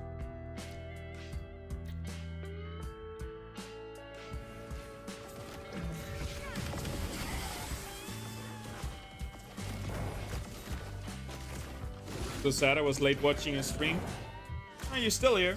We're still gonna go for a while. We're also gonna do a tier list later on for Gauntlet. And if you wanna find out about how the whole airdrop system works, I can tell you. That's basically what we did in the first half of the stream. Going through the Discord and checking all the news we got to figure out. Basically, the only airdrop points you can earn at the moment is daily and weekly missions. That's it.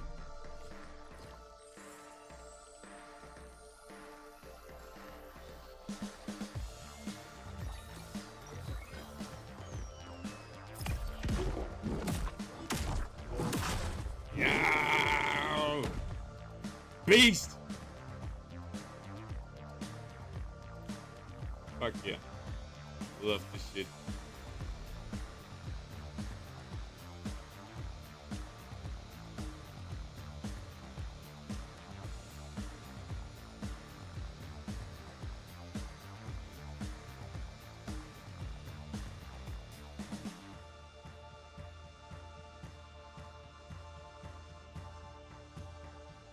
You're still well in time.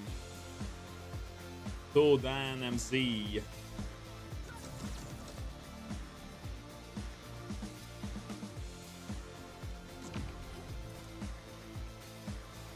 Alright, we're almost out.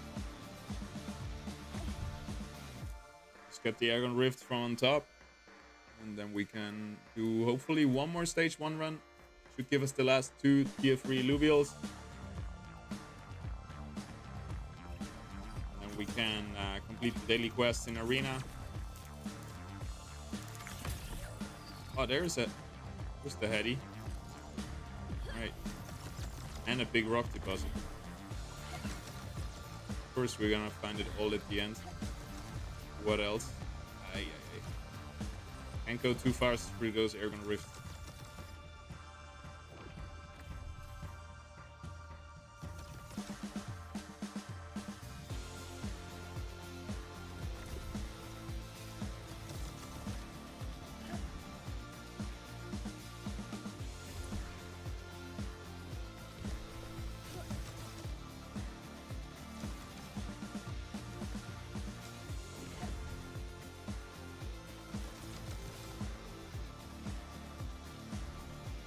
Dude, finding Aegon Rift is the easiest thing in Brightland Steps. That's kind of the nice part about it. Look that to P as well. And Allura, what's happening? Only we see them all.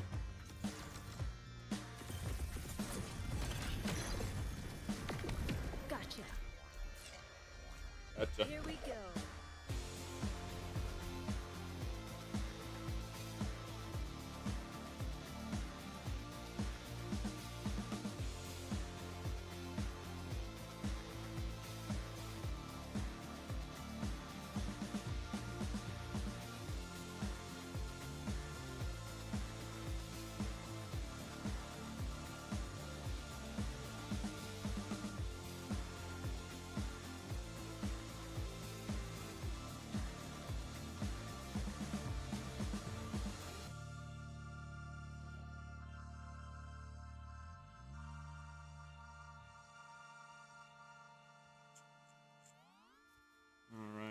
Alright, check the stats.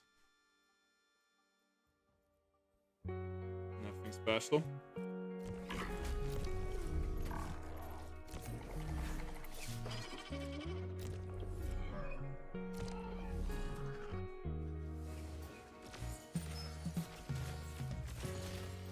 Because we'll get a heal out.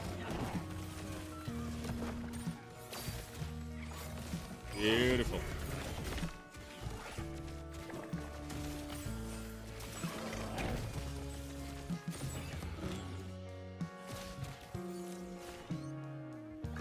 Bada bing, bada bang.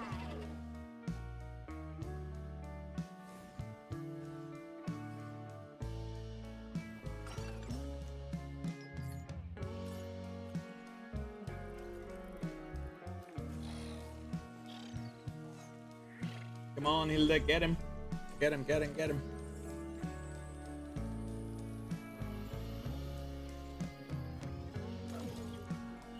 ay. I'm really looking forward to being able to burn Illuvials, and then I just can clean up my whole inventory, burn all the bad stat Illuvials, and hopefully there is like a proper reward for it, right? So it's actually worth burning them. It would make so much sense if you could burn Illuvials to reroll stats on other Illuvials.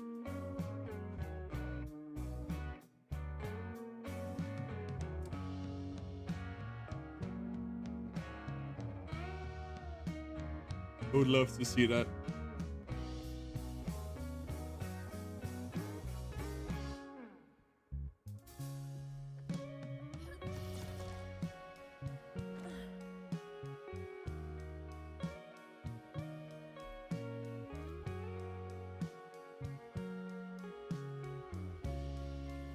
Let's try the heady again.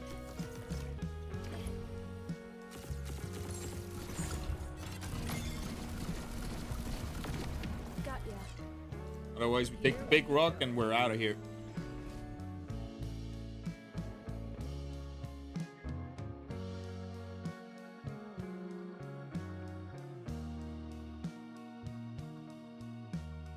Shouldn't even capture, even for the milestones, I shouldn't capture bad stat Illuvials. Decent resistance and elf. I'm gonna go for it.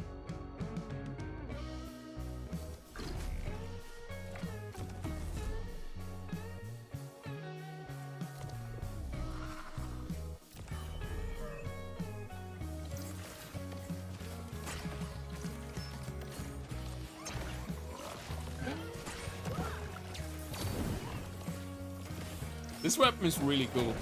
It's the Empath, the Mystic stuff, but it does a decent amount of damage.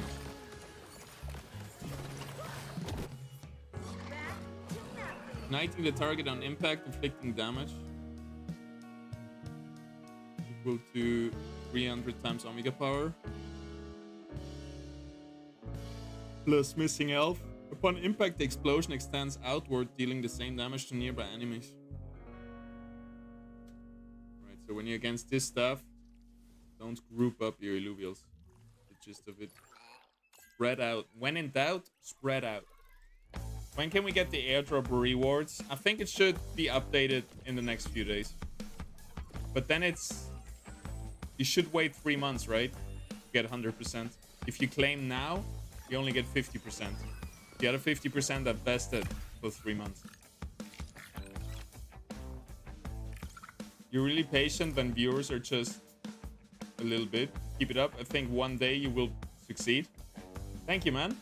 I think, like, I'm already happy on how much we have succeeded. I've succeeded. Problem really is that the Illuvium viewership, the Illuvium audience is just capped, right? Or we got 10,000, 20,000 players. And maybe we get 100 stream viewers in total. And I get maybe 20, 30 of that. I think that's great. I think I'm doing great. I'm one of the biggest in Illuvium content creator-wise. But sometimes it sucks that it's not like, you know, League of Legends. There's millions of viewers and you can really explode. For me to be able to explode, Illuvium has to explode first. Which I'm still confident will happen at one point. So yeah, we're just here for the long ride. I love the game, I love the community, so I'm happy to cap myself. But every day I lay in bed, I'm like, should I start like a general gaming channel? Where I just, you know, play Elden Ring, Black Myth, Wukong, what just came out, play League of Legends and all of that stuff.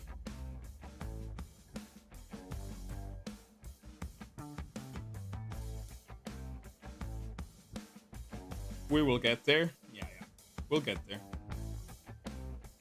Also want to start a cooking channel maybe, you know, like healthy gamer food, fast and easy, something like that. One day. That's something when I'm older, I think. Because I love cooking and I think I'm pretty good at it.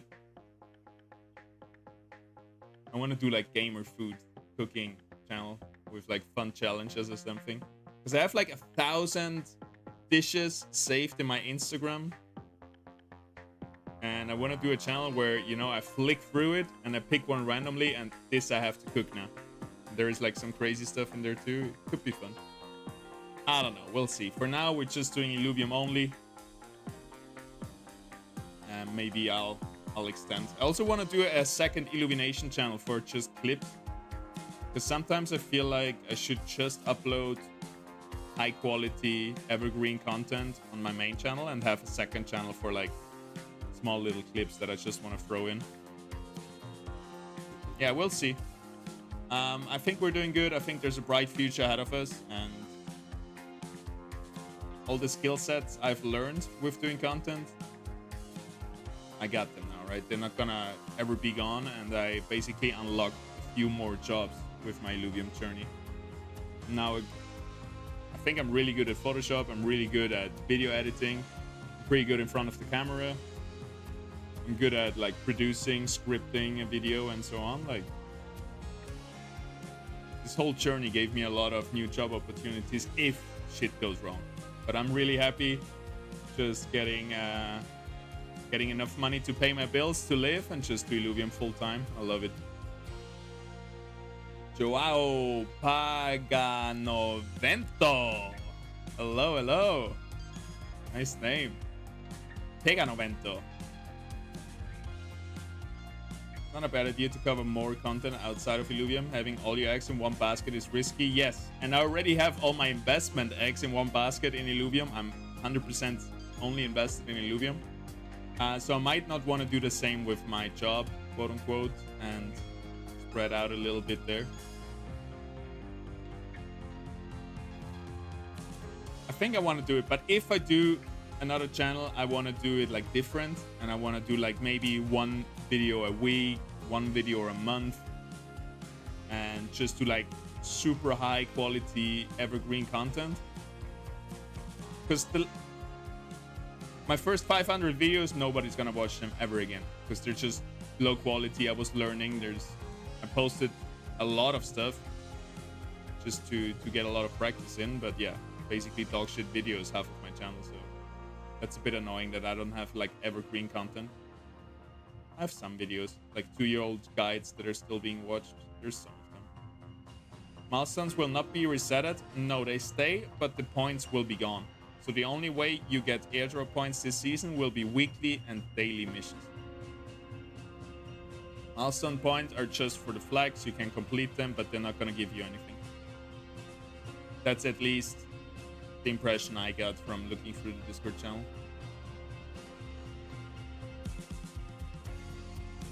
All right, one more tier 3 Illuvia, right? Did we capture that heli?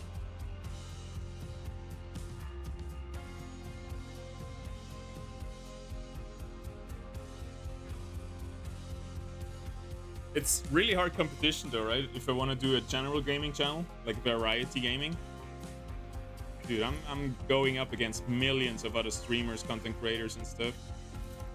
I think the hardest work is already done with like the audience on the Illuvium channel. Like I can probably get some people to watch other, like maybe people want to watch other videos, not Illuvium.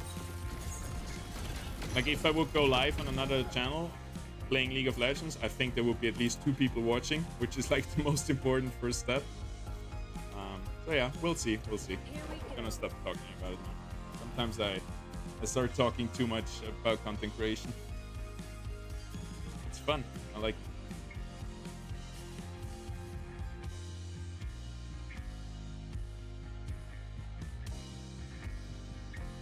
Alright, not much more to do in Illuvium 0, it seems. 2 things being built, 3 things being harvested. That's all. Hero, show me the good stats. Nope, not good enough. Nope. No. Alright, so this is just gonna be for XP. We're not gonna capture anything. We have a bunch of Illuvials, see what happens.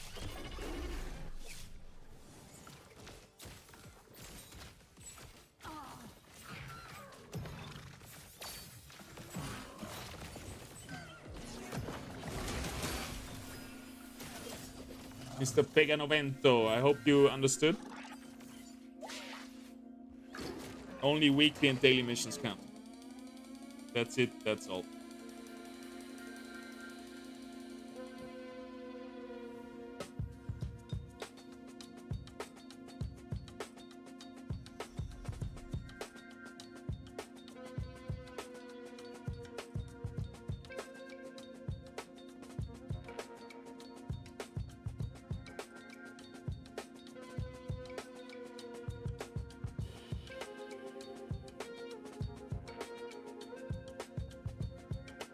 shit. Already 2 hours? Dude, time flies by. That's always a good way for me to see how much fun I'm having. Time flies by like super fast. Holy shit. Holo Nimble Cephulings. That's cool. Here we go. If time goes by faster than anything, I think I'm having fun. That's usually the case.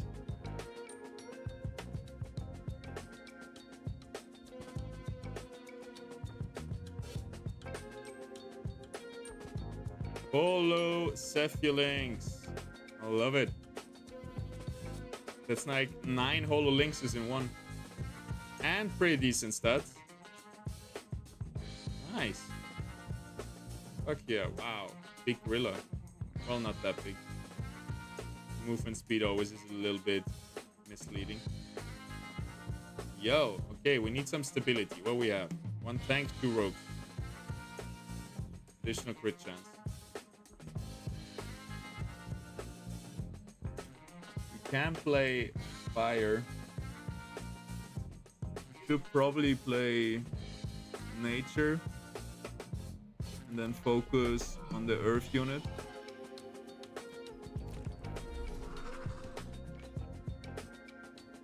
I wish I had a smaller nature weapon with me.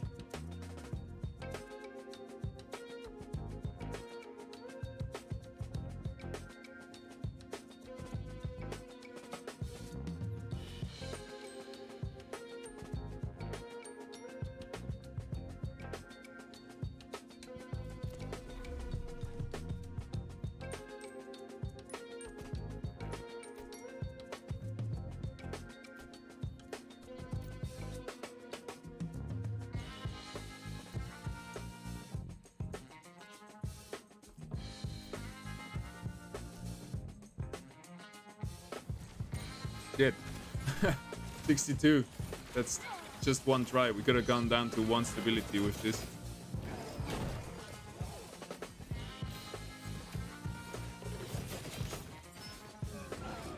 Oh, what a clutch heal. Alright, easy.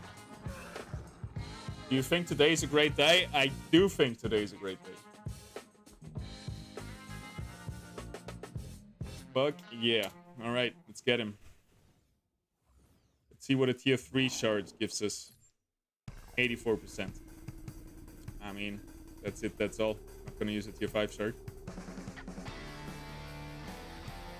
I wonder what's the floor price for this. Probably like, I don't know, $5? $3?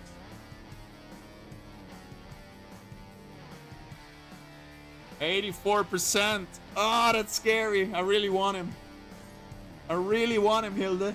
Can you please do me the favor? I don't even want to look. Come on, Hilde! Come on! Hey, yappa! Look at that bad boy. Yeah. Wow, he's so shiny. He's mine. GG's. I do think today's a great day. Now it's confirmed.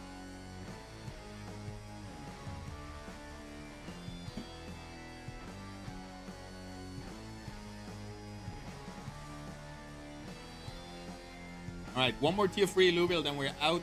We're gonna play some arena. Or maybe do the tier list first and then arena.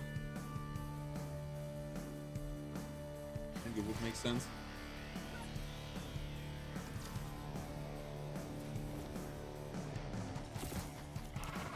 Lose today, my friends. We're safe.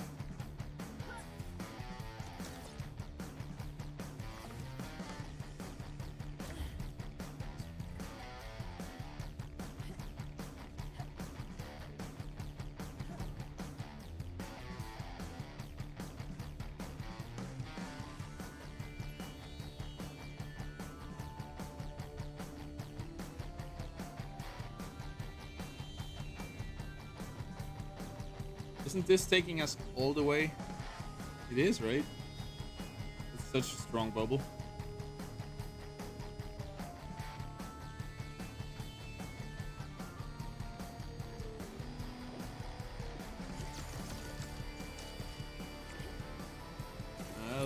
the heady. Let's save this one for later. Put a teleport beacon here on the highest spot. And we see if there is something better.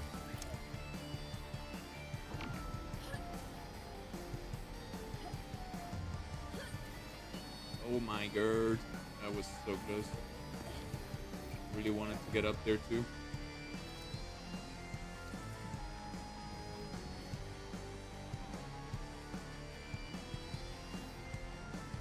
What a beauty, yes indeed. At this confirmed, my common shard is at 93%, but even my robot can't suck it in. You failed at 93%? That is rough. Sorry to hear.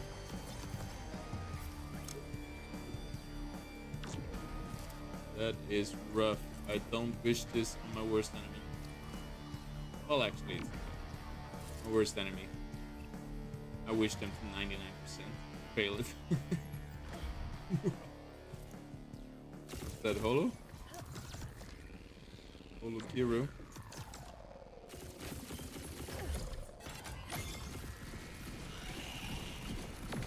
I'm not down for it. Here we go.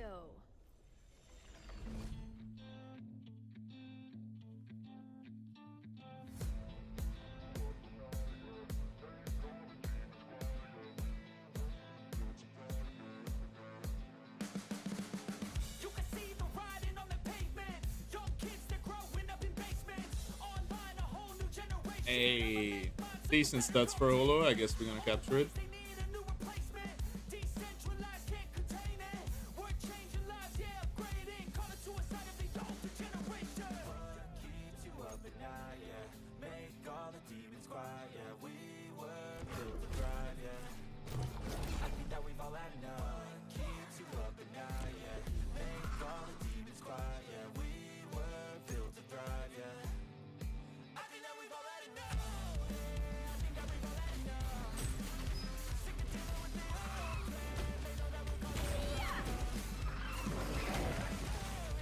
Big spin by the Cinch.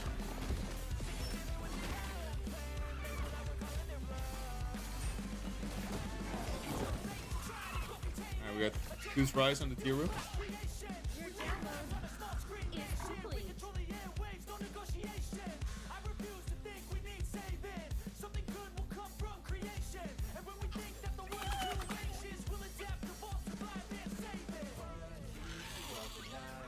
How to enter the code? I want to use your code. Thank you very much. It's very easy. You go to your Illuvidex, to the homepage, to the profile settings, and you go into account settings right here. And then there is a section called Referral Code. You just put in past PA set. That's it. That's all. Thank you very much. I appreciate you. And every 30 days you have to re-put it, but you can also do it every 20 days or whatever. Just when you think about it, just renew it. Merci beaucoup.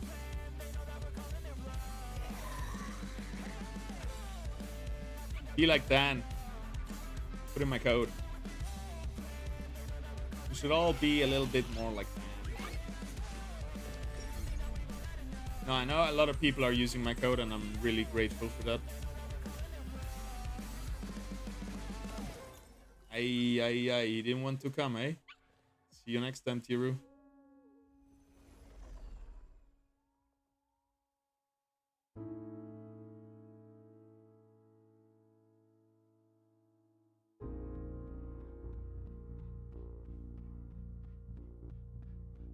See you in the next one.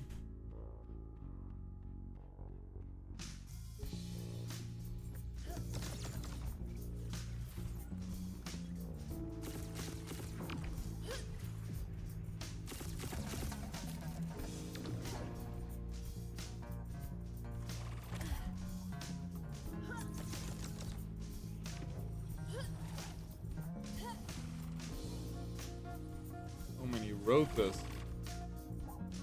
Forget how many rotas there are because I haven't played Brightland in a while. Right, there's always 3 Illuvials down there, or most of the time. Got an Archie. Hey, a Wink.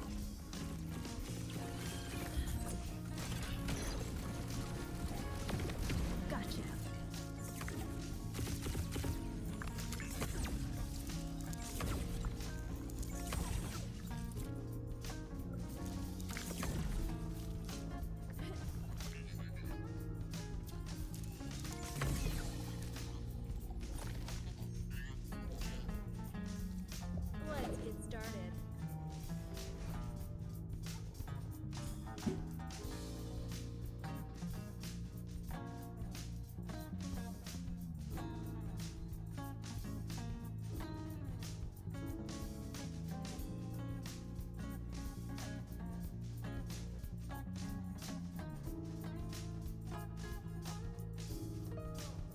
Wingster, shitty stats. Maybe we go for the Heady then instead. I don't want to catch any bats that Illuvium anymore until we have confirmed that we can burn them somehow. I mean, it's gonna, a burn mechanism, another one is gonna come, right? The community wants it, it's good for the project, it's good for Illuvium. Like, what else do we need? Just, it's a lot of workload to implement that. But eventually, I'm sure it's gonna come. Alright, tier 2 shards. 14%, that's all you're getting.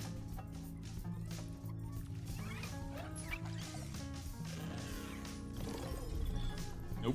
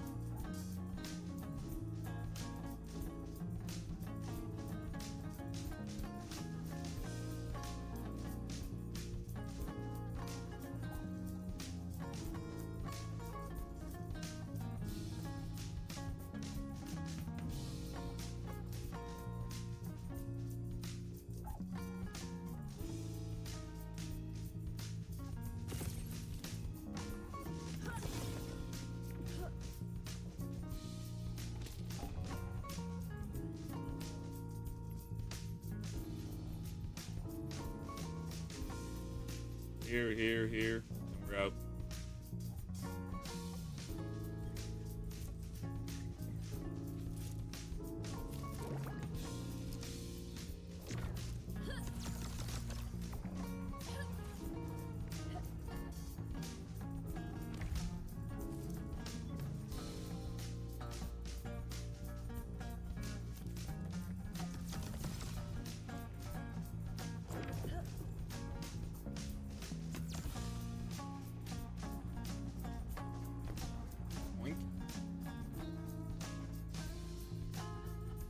What up, Illuvium? How we doing?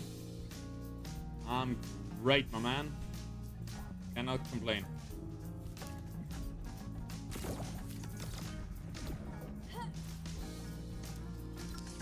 Cannot complain today. Feeling good. Just did a lot of work in the garden, right? A lot of physical work, so I don't know, that always makes me feel good for most of the day. You guys like ever feel down the weekend? You get up, you go out into the sun, stretch a little bit, and then do some work outside. I think it's the best mental exercise and physical exercise at the same time. Cling. All right, try our luck with the cling. One more tier 3 Illuvium, then we have all the overworld daily quests completed. And we can go on to the next.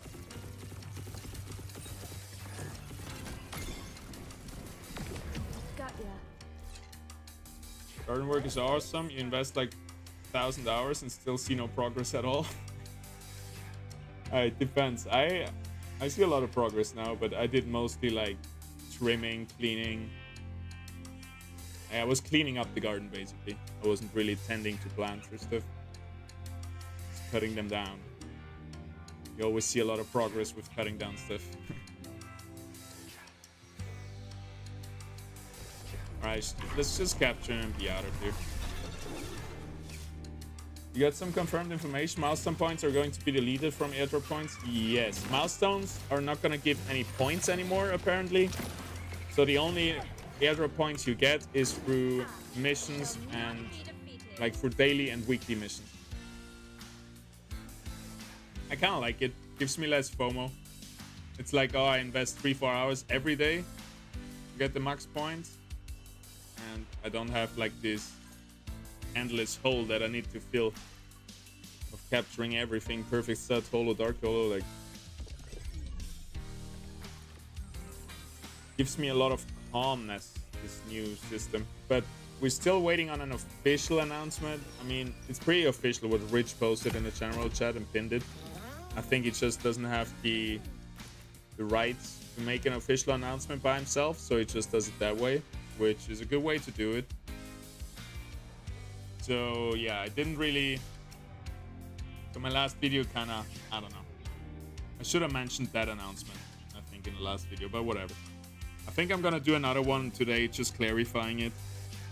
And then tomorrow we're gonna upload the tier list that we're gonna do later on today. I saw people getting the points added to their account and getting ranked, so I hope they will be able to fix that. I would say they did like a snapshot from when the season ended, so I don't think you can get retroactively more points.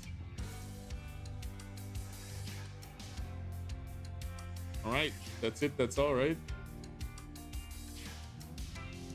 Some blob morphobots. Let's try to find some morphos real quickly. Shouldn't be too hard. Oh, but they always escape, right? That's the hard part of it. Also check what other Illuvials are roaming around real quick before we throw everything into shards and all of that stuff.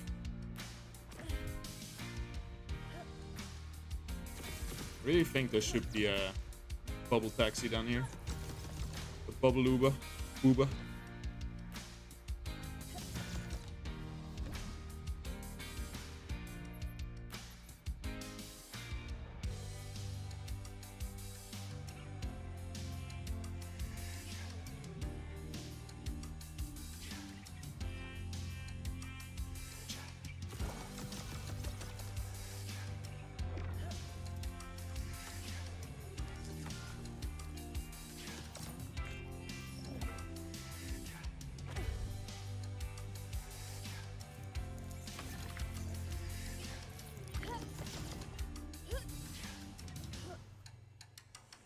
Hey!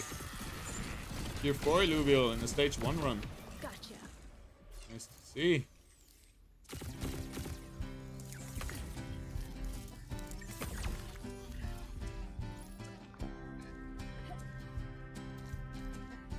Nice to see, alright. I guess we just finished the run. Have you seen any tier 5 since yesterday? Have the quest to capture one, camp 5 any since 10 runs? 10 runs in which stage? I haven't seen any. I couldn't finish it either. But I only did like one stage 3 run, I think.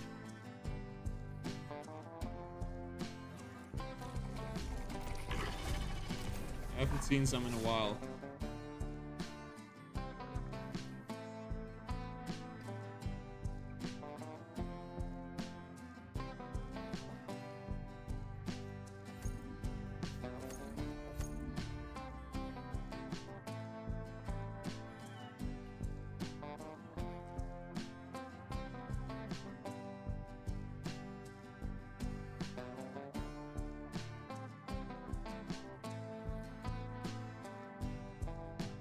Play water and get rid of the air, maybe.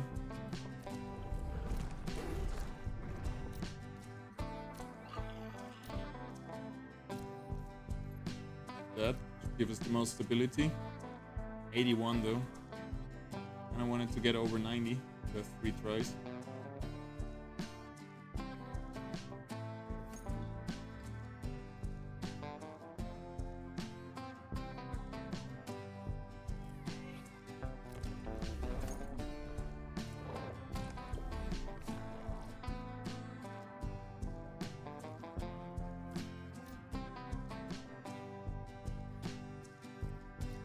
Let's see if that works. Also, let's check the stats.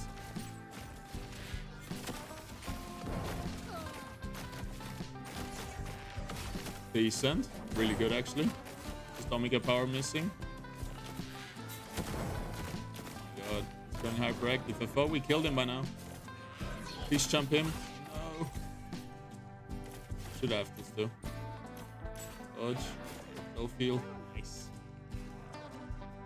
We do one ascendant match. It's a little bit tight today. Sorry, Illuvium. Maybe later on.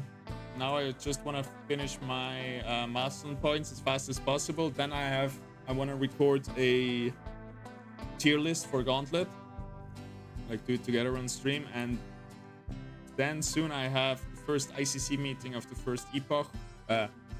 10th epoch, the first meeting. And I need to prepare a little bit for it. Or I don't need to, but I want to prepare for it. Alright, we got 3 tries with 14% each.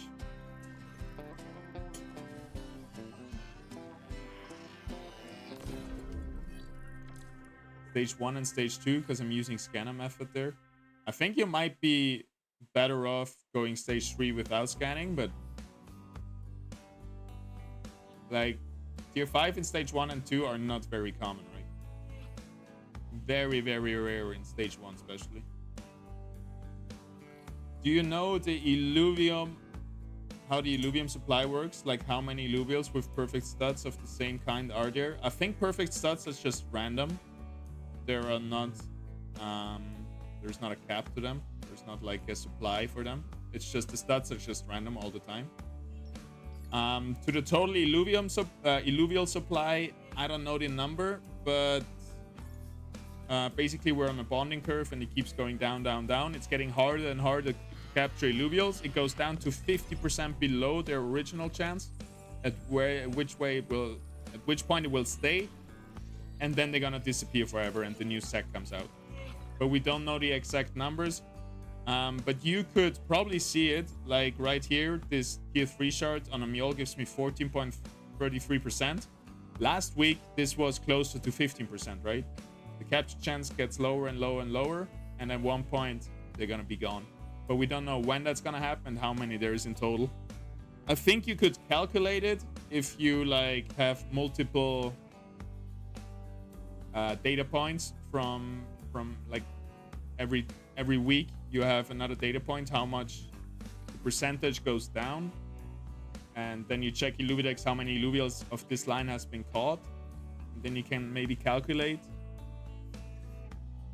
when it's gonna hit rock bottom at minus 50%. Yeah, but I'm not sure.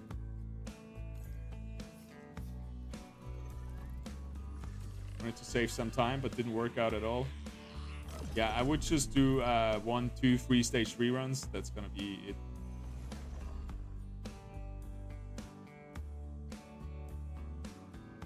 I'm always here from 9 p.m. till 1 a.m. at least. I'll remind you. Yes, we'll do it another time. I had like 6 times tier 5 in a row in stage 1 a few days ago. Damn. That is a lot, isn't it?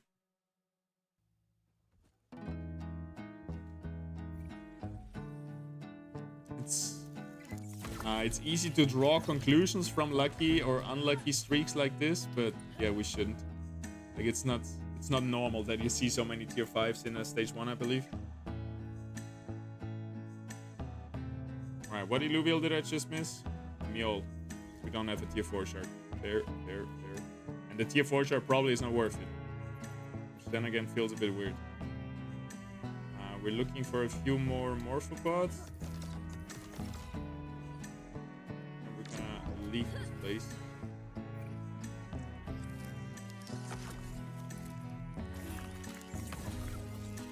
A few more, just one more, the right kind. Oh, the blob. That's what we needed, right? Blob. Update. Yes. It's only 30 points, but whatever. It's free. And yeah, now just grab some rocks and be out of here, I guess. Do you think there's a way to improve the Illuvial stats? Not yet, but I think there will be something implemented.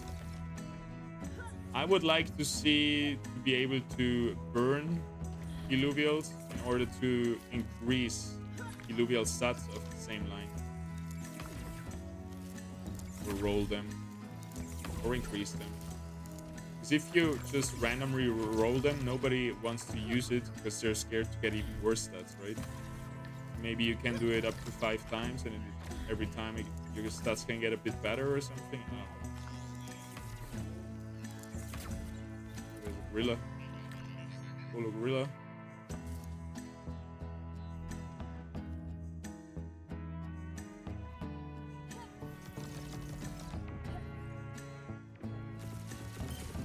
Hiding in the lake, are you?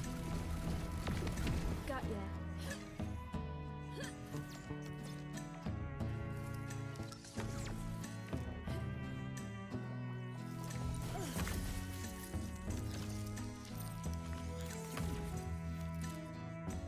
Alright, let's collect those Airgun Rifts. There's one. See something like that too. Burn Illuvials to improve the stats of your Illuvials. Yeah, it makes a lot of sense, right? It would lower the value a bit of perfect stats Illuvials that we... from like the value that they have now. It would be easier to get them, but I don't mind that. I would like it to...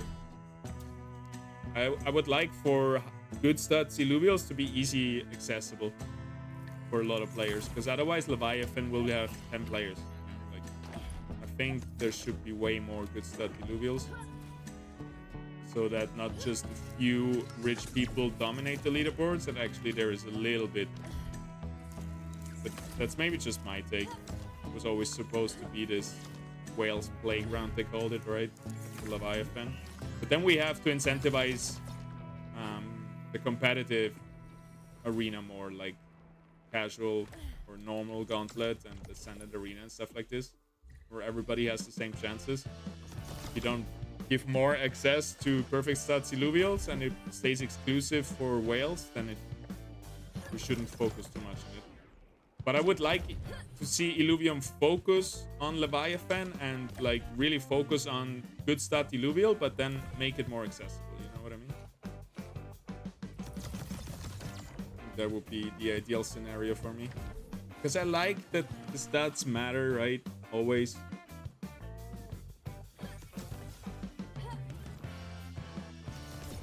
But then if a deck costs 5,000 bucks, that's not Redulo. Today 600. Need one more to capture that holo gorilla if we want.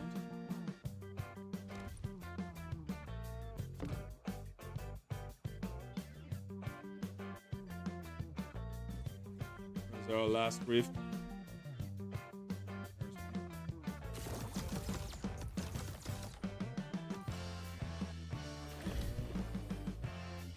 650. Why do we have stats for physical damage but not energy damage? Not sure. Probably balancing. I think physical... Either energy damage is tied with Omega, which I don't think it is, or maybe physical damage also increases your energy damage. Like, I could see that a perfect physical stat Illuvial that does energy damage with its auto hits also, like, physical attack damage stats increases that too. It's more of a typo. I don't really see the point for Leviathan, as it just makes sense to play when you have perfect stats Illuvials. If you haven't, you just play ranked mode. Yeah. Well, my take is either make Leviathan very accessible for the vast majority of the community by, for example, burning Illuvials to increase the stats of your Illuvials so everybody can somewhat get good stats Illuvials and there's abundance of good stats Illuvials, or let Leviathan be exclusive for whales, let it be this whales playground like they said it would be, make perfect stats Illuvials very rare, very cool, very pog, but then focus with incentivization, with ranked leaderboards and so on, like really push for normal ranked gauntlet and ascendant arena where the stats are normalized. You can't just have the PvP mode be only for the whales, right?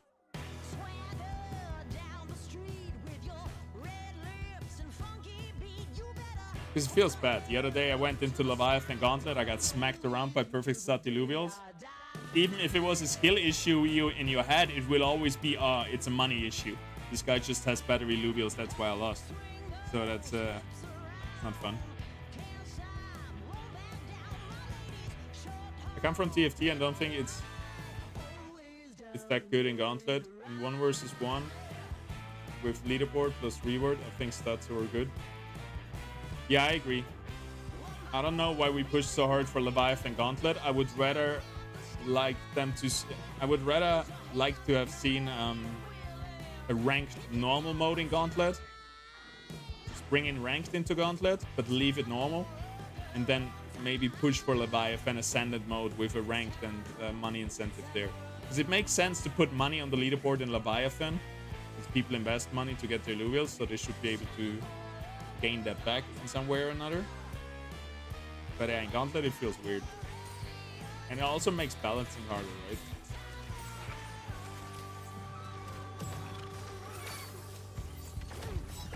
Is it actually good if Empath assign as physical damage stats, or is it obsolete? I don't think it's obsolete, but it's very low on the priority list. Like, it's the last stat you need. Maybe before movement speed. Like, it's movement speed, physical damage, attack speed, and then either Omega Power or defensive traits, depending which Illuvial it is and what's his role. What is the overall difference between Scions and Empaths? Just to have two classes instead one for Rangers. Scions are your mages, your casters. They do a lot of Omega damage, a lot of magic damage with their cast, like a laser beam. And Empaths are support units. They buff your units, debuff enemy units, stun, CC, heal, shield, you know.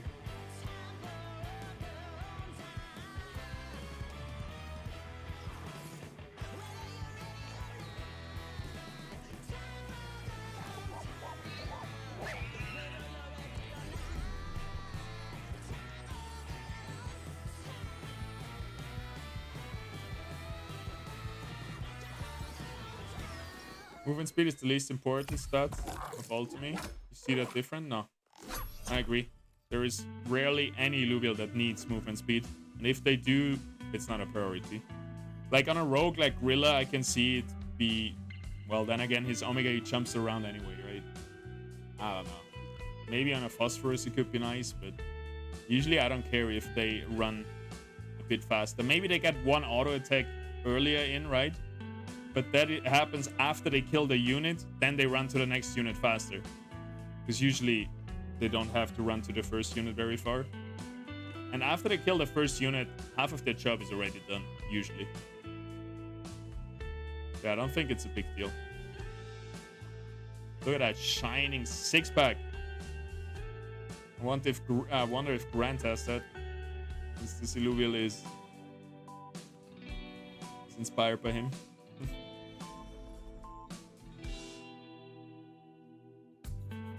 Alrighty, we're out of here. And let's do a quick Gauntlet tier list so I can tell you what I think is the most important Illuvials in the Gauntlet. It's gonna be a bit hard. It's gonna be a bit hard because some of them are obviously situational. Like, for example, what's good in the early and mid game and stuff like that. Also, I think I'm just gonna skip stage 3 Illuvials. Maybe we're just gonna do not every stage, but just one stage, because it kind of stays the same. Like Rota and Revo are probably the same tier. Karabok and Goliath, same tier. It's the same idea, just, you know, next better version. And then stage 3 you usually don't get anyway. And if you get it, it's just, again, same tier, just even more powerful.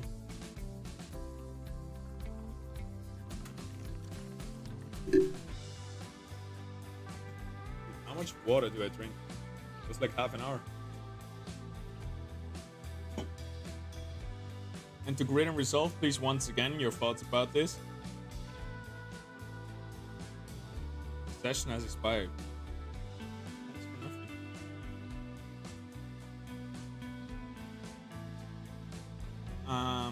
How would you explain?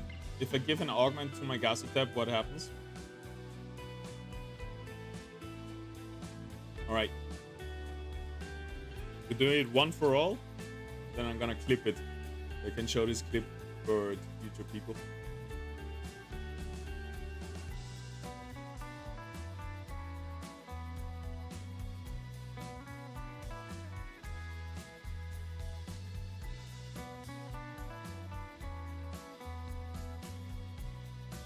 Let's go full pirate. Where is it? Pirate software. And paint a little bit here in paint. I like how he does black. Let's try that. I don't have a... Do I have to...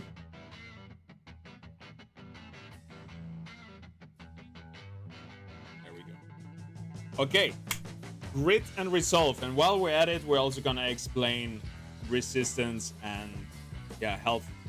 Wait, let me start again. All right, grit and resolve. And while we're at it, we're also gonna explain physical and energy resistance. Grit and resolve is flat damage reduction. Physical and energy resistance is percentage damage reduction. So let's take an example. Your unit is getting 1000 damage in one instance, right? It's just getting 1000 damage. If I have 10 grit and resolve here, it's gonna reduce the 1000 damage that is incoming by 10. And now I'm getting 990 damage. If I have 10% resistance, then this is gonna get reduced by 10%, so I get 900 damage from this.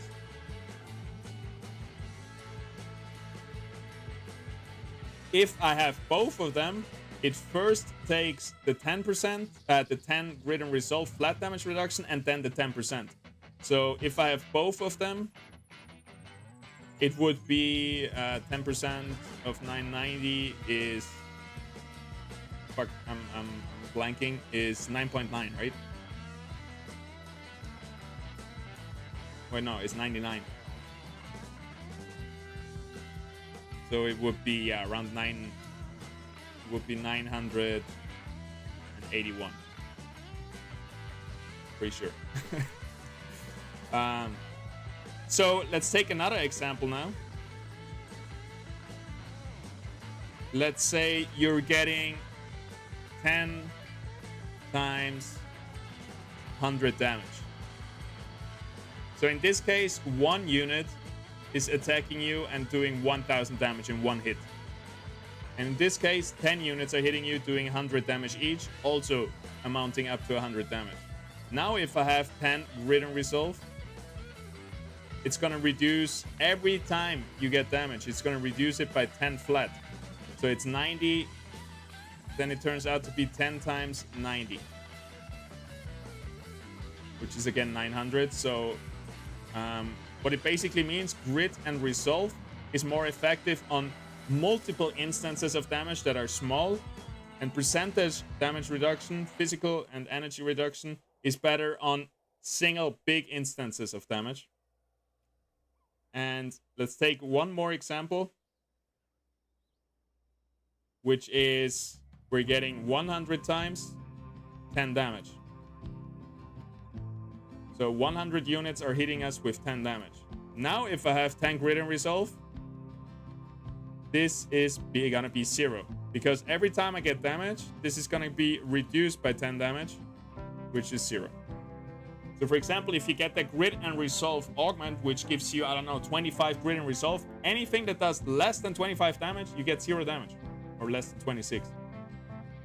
So if you have something that stacks up grit and you suddenly have like 100 grit, nothing that does less than 100 damage will do damage to you, because it's flat damage reduction. It just cuts it off. 980.1, yeah. I used to be good at math, but I kind of lost it all. Does this make sense? Does it make sense? Do you know what are you all informed about grit and resolve now? Let me know. I'm gonna try. I can try it again. This wasn't my best attempt at explaining it, but once you get it, I think you got it. Can you teach us what's the effect of indomitable and immune? Yes, indomitable means you cannot die. So your Illuvium is gonna be reduced to... Let's just delete this all somehow.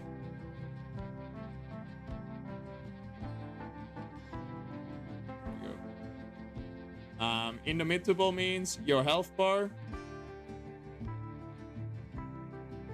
is gonna get reduced to, I guess, 1%, you know? Goes all the way down here. And then you cannot die until indomitable is gone. So indomitable makes you immune to dying, but you're not immune to damage. You're still gonna take damage until you're almost dead, but then you're not gonna die until indomitable is over. immune means you're immune to status effects, which means you cannot be stunned, you cannot be slowed, you cannot be poisoned, and so I think poison doesn't count. But you know what I mean. You cannot, your status cannot change. So immune is good. For example, there is an augment that says when you cast, you get immune. It's really good on units that channel their cast. For example, an Adorius has like a second of cast time, and if it gets stunned during that period, Adorius is useless. But if you give it an augment that makes it immune when casting, then it cannot be stunned. It cannot be cancelled from his cast. Same with, for example, a Seer. A Seer, when it spins, it can be stunned out of it. So immune is really good on a Seer as well, and stuff like this. So indomitable, immune to death, but you can still get damage. Immune to status effect, stun, etc. And then you also have, what's the last one called? Invulnerable. Invulnerable is you cannot get damage, you cannot die, you cannot get anything. Invulnerable is invulnerable. You cannot be touched. We need some tutorials from Arena to get better. I did a lot in the past, and I think they're still applying today with positioning and all of that. But yeah, I can do some updated ones. All right, while we're here in Paint, does anybody else have some questions about this? Because I think it's really good to talk about this. Some basic stuff, which are hard to understand in the beginning. Okay. Keep getting locked out of 0.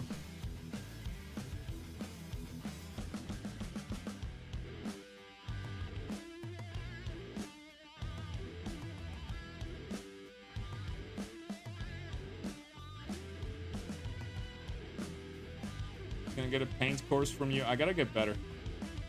I think after the third example with the grid and resolve, kind of wasn't clear anymore.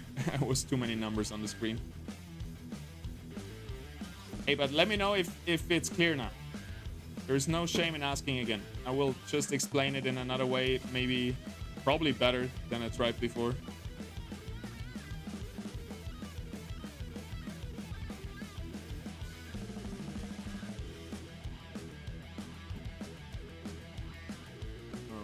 All the quests completed. Beautiful.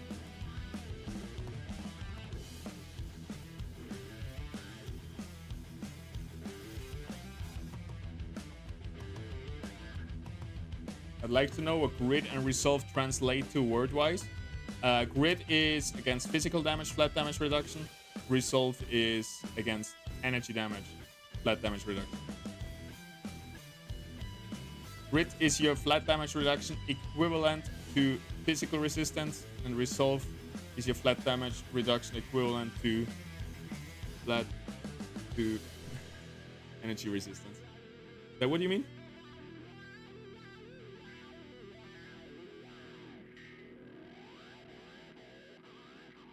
They always combined, never single. Usually, they could come up single, but I cannot think of a situation where they've been single. Like they come with earth, they come with granite, they maybe come with some other composite earth synergies, and they come with augment. And they always come in pairs, it feels like.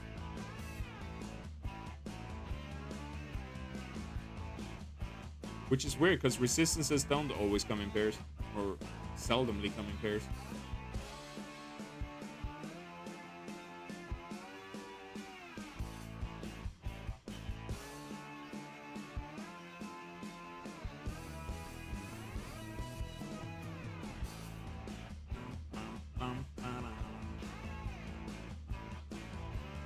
I'm gonna fill up my water, then we can do a tier list, and then I'm gonna finish off all the milestones in the arena, and then I'm gonna go have our Illuvium Community Council meeting. Because of that, I'll be 1% better in the arena next time. That's great. I mean, literally, I have like 500 guides, 500 gameplay playthroughs in the survival arena and everything, where I always talk about everything I know. But I should do an updated guide, because I've made a guide about every single thing in Illuvium, but it's so old, so outdated, and there's so many other trashy videos next to it that it's hard to find them. Can I transfer my blueprint from land to overworld? The wrong one to ask for that. I'm not sure how that works. Maybe somebody here in the chat knows. But I think you only transfer the skin, right? Like your...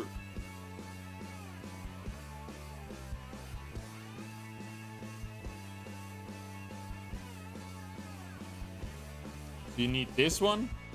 Not yet, but then. Essential for minting blueprint.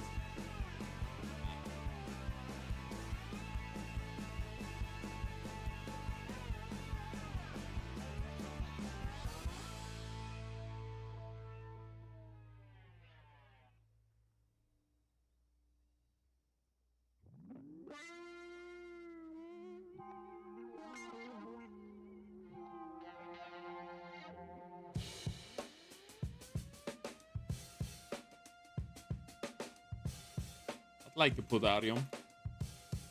Yeah, I don't know. This one says essential for minting blueprints, but I don't think this is working yet. Talus. I don't know if Talus is still here. Talus made a skin for me. He can probably answer that question. No, because he didn't do it from land. He did it from like some early adopter skin that we got.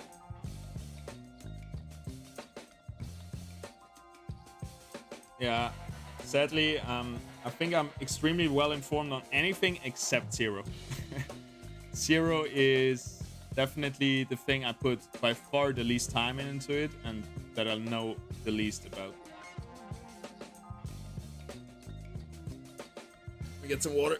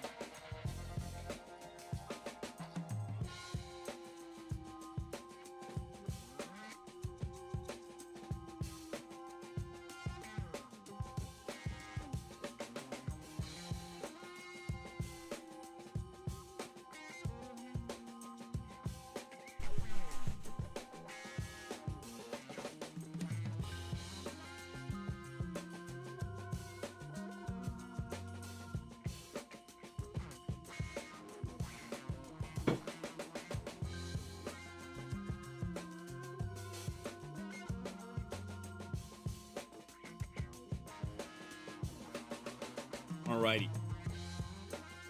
Give me a second to get set up. I don't want to start some big upgrade.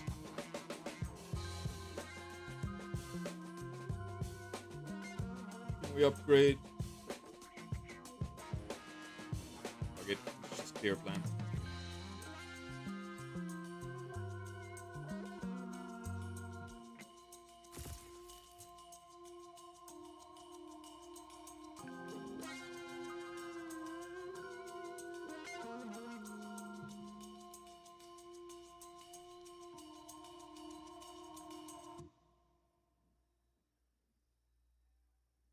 Alright guys, it's gonna go up on YouTube, so you can say hi YouTube in the chat, let them know you're here.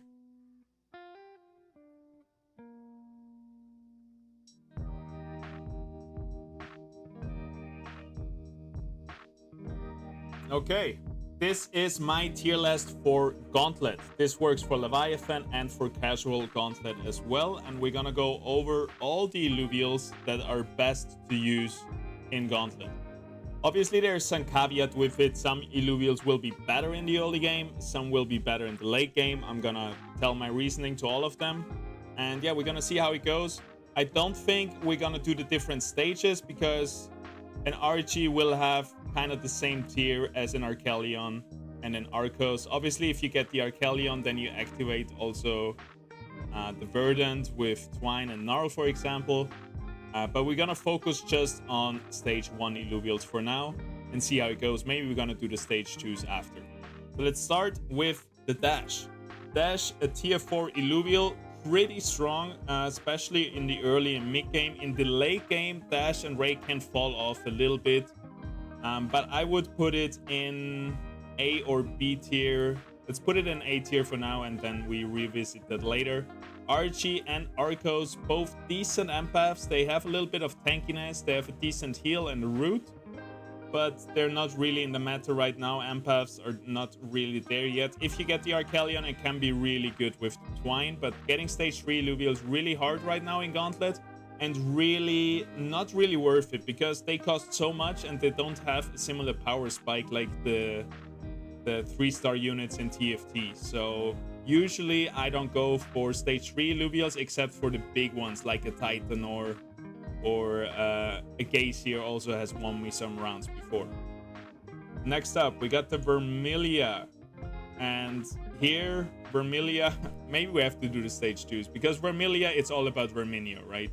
Maybe we should just do the stage 2s because, yeah, let's just do stage 2s. Actually, Rake, A tier, Arcos, C tier. Then we got Verminio. Revenant, really, really good. I would put it in A tier as well. I don't think it's quite S tier. Many times I've swapped out Revenant in the late game. But in the mid game, in the early game, super, super strong. I would even put it before Rake. Scarabog is the best tank in the game, and so is Goliath. It's gonna be S tier. Then we have Cuculus. Enchanter is really hard to get because you would need a Gasotep for this. And Gasotep is one of the best, if not the best unit right now. So it's really hard to get a stage 3 Gasotep. You would have to get 9 winks, basically. And it's really hard to get 9 winks. I just see there is no wink in here. There is not the new Illuvials already. Ay. We're missing some Illuvials in here. All the new ones, right? Chukundi. Shit. Alright, maybe we have to do this tier list another time and I need to import all the pictures for all the Illuvials that got added with testnet. We're missing Chukundi, TB Ruku, Wink, and so on. Shit! Damn. That's a downer. That is a downer. Because I want to do a complete list, right?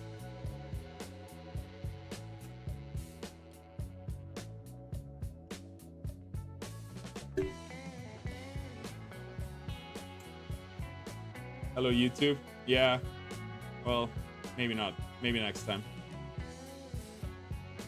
Can edit that part out and continue. Yeah, but then you guys have to now wait until I import all the other pictures.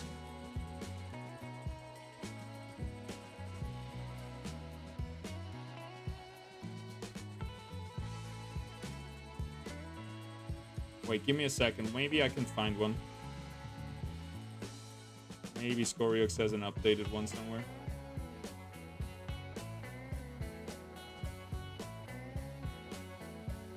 Oh, there we go. There we go. All right, I found an updated one. Let's restart. Let's restart. I'm glad. Okay, because I really wanted to do this.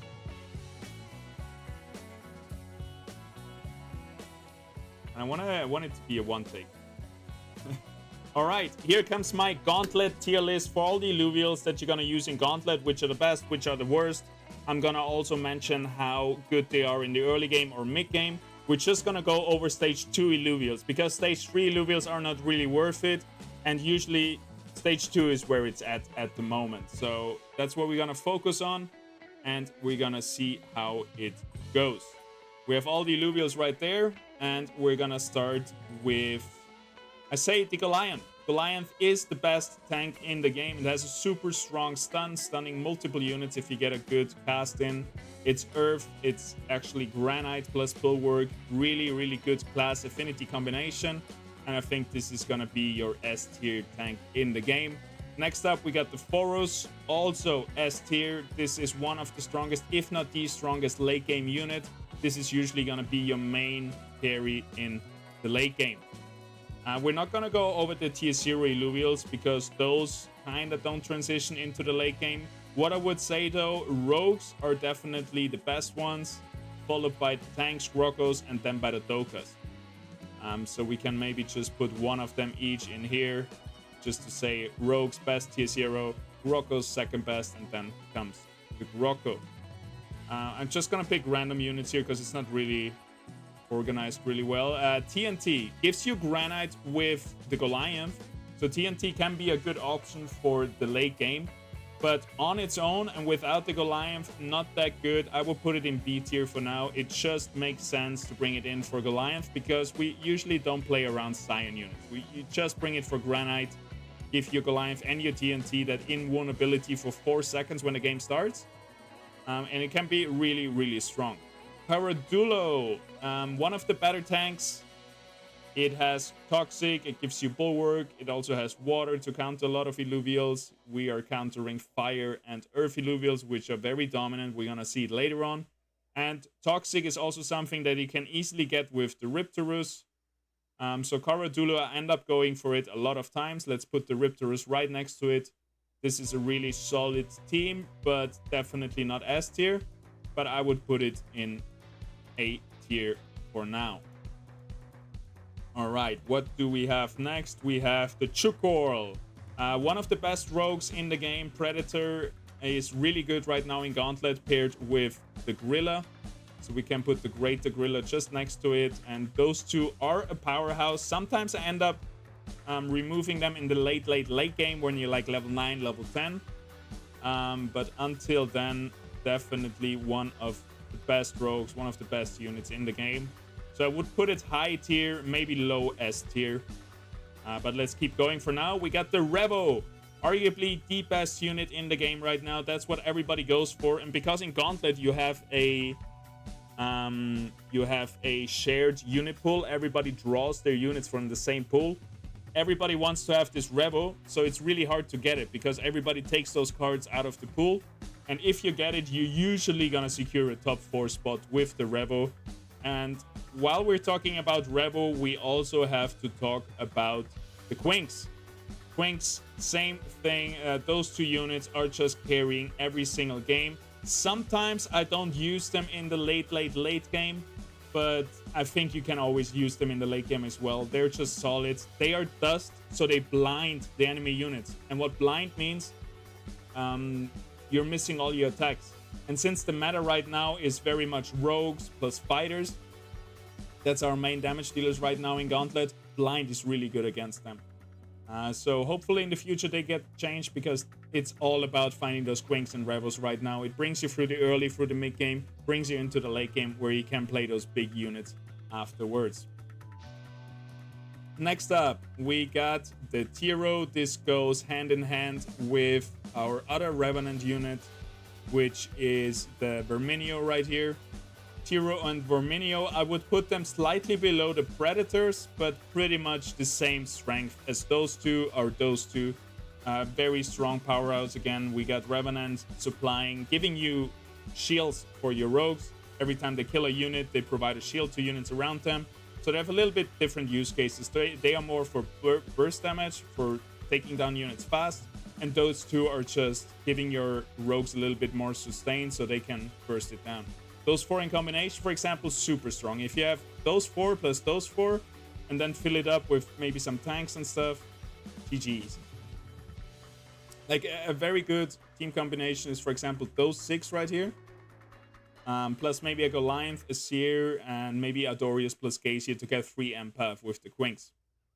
Next up, we got the Greater Apon. I don't see many use cases. I never end up playing it, and it's just not as strong right now. I would definitely put it below TNT, maybe even C tier for now, and we can revisit that a little bit later on. We get the Greater Monk here, a little bit better than the Monkey, than the Apon, but also doesn't find so many use cases because it is Berserker. And to have Berserker, you would have to have right plans, which usually doesn't happen. And it's just not worth, really, in most cases, to go for stage 3 units. We see it a little bit more since the latest changes. I've seen a lot of people that, for example, go for those tier 1 units and try to stage them up. They're trying to get Ray Lee is very strong. Archelion can be very strong with Twine, giving you Verdant. But usually you don't really go for stage 3 units because the cost of getting them, like to get a Phosphorus, that's 9 foes. 9 times 5 gold, that is 45 gold, which is a huge investment, and it doesn't push you that much over a forest. So yeah, usually I end up not going for stage 3. That being said, oftentimes I ended up getting, for example, a Gazier, which won me the game, and it can be really strong if you get them. But you need a lot of economy for them, basically. Alrighty, what do we have next? We have the Lynxes. Here we're gonna use the stage 1 Lynx, which I think I would put in S tier, because this is extremely good for the early and mid game. It's gonna give you, it's doing true damage, and it's usually your best damage dealer for the first like 5-6 levels. And if you itemize it good, it can really carry you into the late game. In the late game, it falls off when we're not using it anymore. Then we have all the stage 2 Lynxes. I'm just gonna put one of them in, and I'm gonna put them, well, we can put all of them in. The Stoic Lynx, I would say A tier. The Virtuous Lynx, F tier, same with the Arcane Lynx, never sees any play. Nimble Lynx, kind of like the Stoic Lynx right there, and then we got the Relentless Lynx, the Fighter, in B tier. I think stage 3, you usually don't go for it. Next up, we got the Krunk. Can be really good with a Blaze Knight activating Wildfire, also with the Jukundi. It also has Bulwark, and once it casts, it blinds the units again, so this is a decent tank. And I would put him A tier, maybe below Toxic right here. Next up, we got the Artes. Pretty bad. It gives you Inferno, but for Inferno you would need a Rampfire. And same with the Rampfire, it gives you Phantom, but for Phantom you would need the Monarch. So to activate Inferno and Phantom, you need both of the stage 3s, which usually doesn't happen. So I never really end up playing Artes in the end. And we're gonna maybe put it above the Apon. Now we come to the Arcos. It's a decent empath. It heals good. It has a decent sustain. It's pretty tanky, and I would put it somewhere around the TNT in priority. Next up, Stabin. Looks good. Isn't that good, sadly. Usually I play sometimes a Slapin for the early game, but Stabin I never really go for it. I would put it in C tier, somewhere around those units. Slapin, for example, would probably be in B tier, somewhere around here. But let's do just the stage 2s for now. We got the Twine, decent tank. Weaker than Krunk, it doesn't have a blind. Its cast is not as good in Gauntlet, it feels like. And Verdant is really hard to get because we need an Archelion for it. But yeah, I would probably put it somewhere here. Next up, we got a Lolura, one of the strongest tanks in the game. It has a lot of damage, it has a lot of CC, crowd control, it charms everybody around it, and most importantly, it buffs the Phosphorus because both of them have Bloom. So usually in the late game, pretty much every board plays a Forest plus a Lolura. So we're gonna put him in S tier. Then we got the Fur Knight, which has seen a little bit more playtime these days because it gives you Templar, and with this Templar comes the Ray Lee. Let me find it. We're not sorted here. There it is. Ray Lu, actually. Raylu, Fernite, both very easy to get, gives you Templar. And this is something for a late game composition where you play around Forus, those two, maybe 3 Empaths, 3 Bulwarks, and you drop all those rogues for those guys. So I would even put them up here into A tier. Probably maybe around here. And then we can level up the Fernite, activate Wildfire with the Blaze Knight, which is also really good. We got the Singe, one of my favorite tanks in the game. It's not as good as a Goliath, but it's definitely, I would say, maybe behind the Lulura and before the Lynx. We have the Cho'Gall, really good in combination with a Forus plus either a Raylu or a Riptorus. So you either play the Poison line, the Toxic line, or the Templar line. With a Cho'Gall plus a Forus gives you 3 fighters. Really strong fighter as well. And nice because, yeah, we have a few air units in here, but the rest of them are not air. Except for those 3, Verminio, Quinks, and Revo. So I like to have a Cho'Gall in here, usually in many games. Gaze no, not Gaze. Let's take the Flood. But Flood, the best empath with Adorado, so those two are gonna go in S tier. That's not the Adorado. Where did it go? Adorado. Oh, it went into F tier. Adorado and Flood, the best healers in the game. Usually we see them in the end game compositions. Flood is the AoE heal. Adorado is the single target heal. So if you feel like you're getting all of your units getting a little bit damage, then play the Flood. If you feel like, oh, just one unit is getting a lot of damage, then play the Adorado. So Adorado counters burst damage, Flood counters AoE damage, area of effect damage. Next up, we got the Matu. Can be really nice, if you play it good, if you position it good. It can throw one of the rogues away. It does a decent amount of damage. I would probably put it somewhere around here. It's something like TNT. It can be good in certain situations, but not really there yet, not really in the meta. Also, it is Tempest, which is just not happening because we would need a Cuculus for that, Kukuruff for that. So yeah, usually it doesn't see much playtime. Then we got the Furiox. Personally, I've never played it really because it is Arcanite. Arcanite, we would need the Phosphorus for it. If it was Magma, it would be super strong, just bringing in with the Seer. But since it is Fire plus Scion plus Arcanite, it doesn't really help us with the affinities and classes. And I would put it low B tier, maybe somewhere like there. Next up, we got the Ramp Fight. Ramp Fight, really strong. I think some people overrate it a little bit. It's not as strong as, for example, a Lulura would be or a Revo would be. Revo is just like a better version right now of a Ramp Fight because it can stay alive longer. It usually does around the same damage. But Ramp Fight, if you, for example, get a Phantom trait, if you get your Omegas can crit augment and stuff like this, it can be very strong. And it's a decent rogue overall. It also gives us 3 fire usually, which with maybe the Singe plus a Tiru or the Singe plus a Cho'Gall and stuff like that. So Ramp Fight probably comes in either before or after Toxic. Probably I will put it around here. All right, what is left? Octios, and with it also Squiz. They have the same affinity and classes. I never really end up playing them. You can get shocked on, for example, a Rayleigh if you get to stage 3 or a Tiru to get to stage 3, but it's gonna be hard. Even if you get there, it's not gonna be that good. I would probably put it in C tier behind Stabin or even behind here. Because again, it's a big investment. This guy here costs 15 gold. And compared with other units, it's just not really worth it. All the invokers are not really worth it. We got the Sinalf here, which is our only invoker on stage 2. The others all become invokers on stage 3. Again, doesn't see much use case because we're not really playing around invoker. It's not really the meta right now.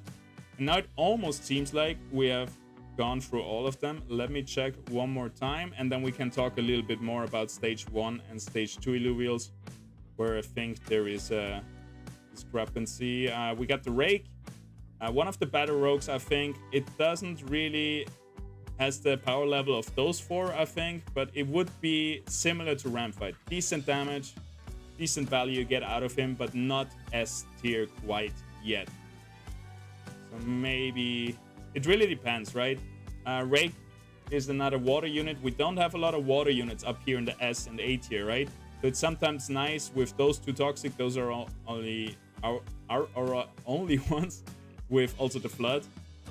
So yeah, many times I have multiple of those units on the bench and swap them out depending on my enemy's affinities. Do we have anyone else that we missed? There is nothing left, I think. I think we used them all, just the tier 0s. Oh, we got the Axon as well. Really decent tank. And we can get 3 water with Rake, Axon, plus Paradulo, or those 2 toxic with Axon. Especially in the mid game, I like him a lot. Again, if you want to counter enemy affinities, also very strong. Also a very strong solo main tank that you augmentize. You give all the augments to the Axon, and then later on you maybe swap it for a Goliath. It falls off in the late game. I wouldn't put it S tier, but it's definitely A tier, and would probably come like in either before or after the toxics. Yeah, I would put it right here. I really like it. It has carried me through a lot of games, especially in the mid game. When you augmentize him, it can be really good because it's a really tanky unit. It has shield extra with his cast, so yeah, strong unit. Now I think we caught all of them, right? We have the 3 monkeys. Oh, there's the Cuculus. Yeah, we talked about it, but I didn't pull it in, I think. Like I said, you're not getting to Enchanter. Usually I don't want to really play him. Maybe low A tier. Something around, probably more here.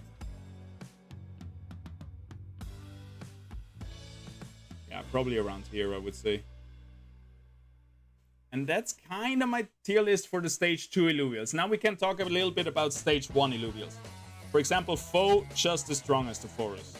Scarabog, just as strong as the Goliath in its respective power level, right? It's weaker, but it has the same strength. Slappin, I would put a buff Stabbin. Definitely a decent unit you can bring in for the mid game. What else we have? Chuko falls off quite a bit. Like, it's not that strong as the stage 2 Chuko, I feel like. There's a big difference. Gorilla, I would say, is pretty much similar strength as the other Gorilla. Archie, not that good, I think. Riptor, not that good. Eddie, not that good. Wink, also not that good. With Dust, you really don't need it, don't want to play it much. Kling, similarly bad as the Twine.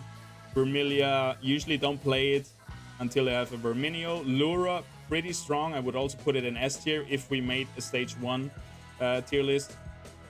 Dash, also similarly strong as the Rake. Fern, never playing it. Ray, not really playing it. Mjol, definitely very strong, also in the stage 1 already. Same goes for Flare. Ep, not really there yet, but Adorado, really good stage 1 as well. Fury, no. Ramphi, same as Ramfight, really strong as a stage 1 already. And yeah, Mamu, I wouldn't play him. And that's kind of it, I believe. All the monkeys are pretty much in the same tier category on their stage 1s. Atlas also, same one. And yeah, that's basically it. And then for stage 3s, the stage 3s that are good are obviously all the S tier Illuvials. If you can bring them to stage 3, you're gonna have a very good time. Except the links, right? This is our exception from the rule here. Also, those probably go maybe in here.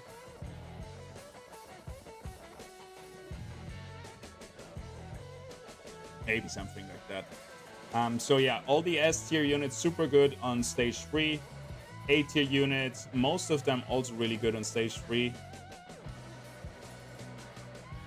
I mean, the links, I don't know what this guy does here, but we're definitely gonna remove him.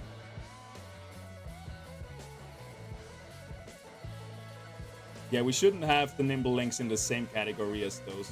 So we're gonna put him down one. Maybe like here. Stoic Link's actually really good. If you have good augments for him, such a strong tank. Big damage on his cast as well. Nimble Links falls off a little bit, not as good as the other rogues. But Stoic Links, I would actually put him where Atlas is, where Axon is. Similar strength level, I feel like. And yeah, that's kind of it. So for stage 3s, all of them are really good to get to stage 3 if you can. And then in B tier, the Archelion, because you can easily get a Twine and activate Verdant.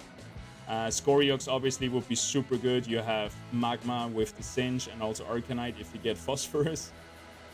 And those I wouldn't even bother really to get stage 3, except maybe the Artase to get it to a Monarch with a Rampfire if you can get that far. And that's kind of it. What do you have on your Ranger? So this is for Gauntlet. In Gauntlet, we don't have Ranger weapons and suits yet, but they have been announced to come soon. So then you can buy suits and weapons in the shop just like you do Illuvials. You accidentally put Atipo on A. Yeah, we removed him. Hi, YouTube. Yes. I think that's it. If there is any more questions, let me know. And yeah, feel free to support my content creation. If you don't have one yet, you can put in my referral code right here. PAZ in the Illuvium account settings. Thank you very much. And I see you in the next one. Peace out. Like that. All right. I made some talking mistakes. Sometimes I'm falling over my own words, but I think I went through everything and I gave my explanation to everything. And that's also good for me, right? I'm probably gonna take a screenshot and put that somewhere, because when I play Gauntlet, it's nice to just like remember what Illuvials I should focus on. The next thing would be like final team composition, because like I said, there is one where you play like those 5 right here, those 6 units right here. Then you have 2 more slots, right? So you can either bring in a 3rd empath, a 3rd bulwark, maybe a 2nd rogue, stuff like this. Or, for example, the Templars. There's a bunch of different combinations that we have seen in the tournament as well.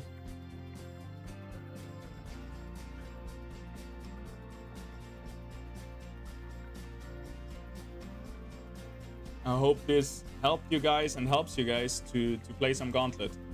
I'm just looking over it if I made any mistakes. Maybe Matu would go a little bit lower. It's hard to find the exact positioning, right? This is just some estimates, but I think we're pretty much there. I hope we didn't miss any Illuvials.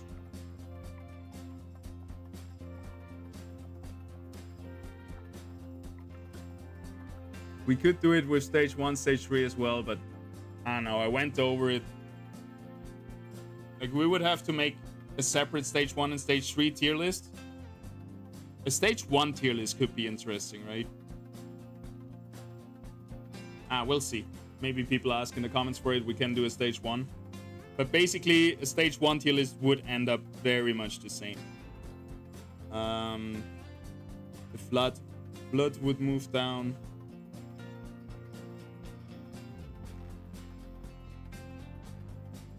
Kara Blue would move down. The Ripta would move down. The Raylu. Burn. Grunk. That's kind of it. Alright. Sweet.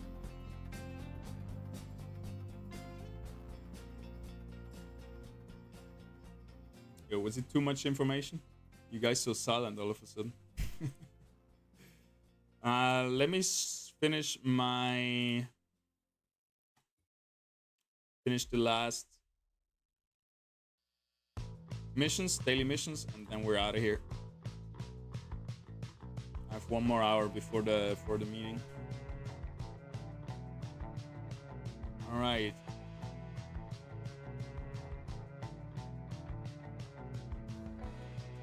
Arena daily, play 5 survival game in competitive mode. We can do that.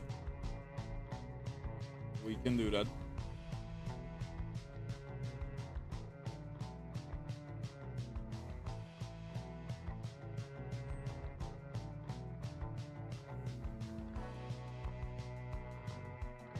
basically was just gonna do first wave, then reset. But it's a bit scary, right? Because I think they're banning people or timing out people if they restart too fast and too often. So you don't want to overdo it, right? You don't want to look like somebody who is abusing the system to get like 1,000 or the 10,000 survival games in for the milestone, which is not a thing anymore anyway. But abusing it for the daily rewards, I think, is fine. I don't know. Just playing the system, right?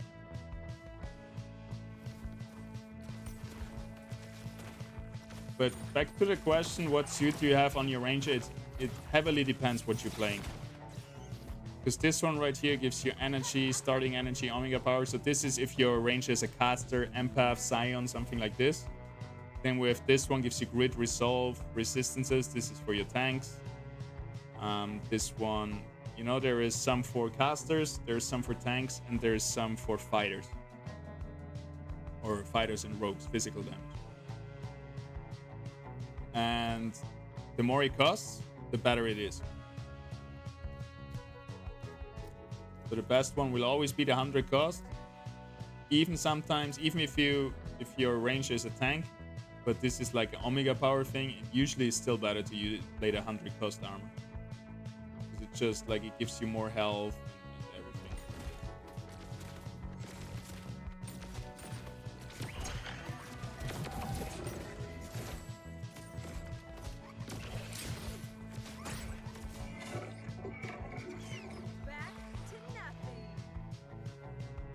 Alright, restart. That was the first one.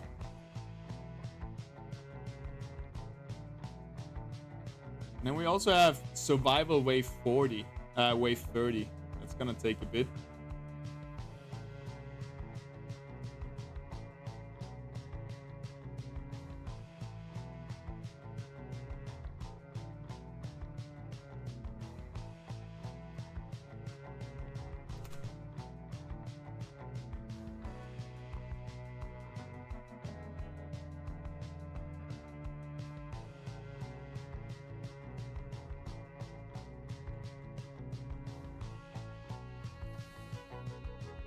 Yep.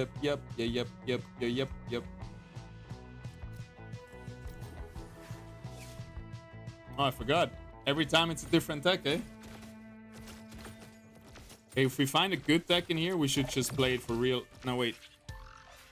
Is wave 30 the mission today? Is it in competitive or training?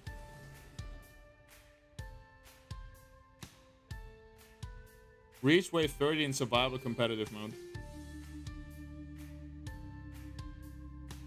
Alright. What do we have here? Ramphy, but no Monarch. Adorius, but no... and a Flood. Okay.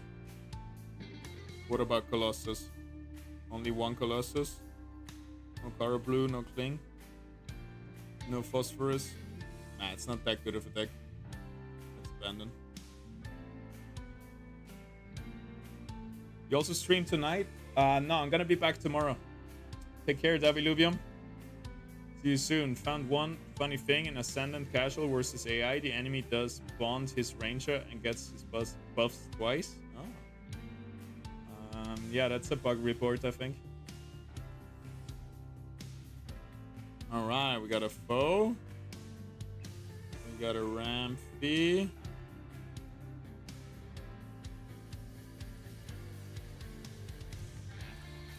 Doesn't look that good otherwise, though.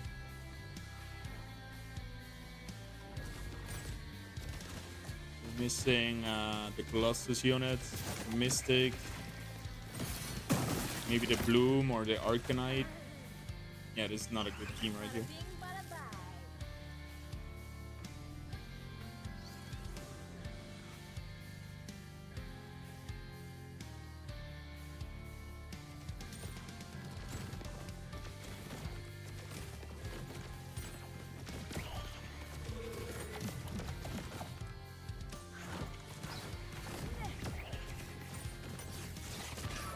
Alright, and then we're gonna speedrun wave 30. See if we can do it.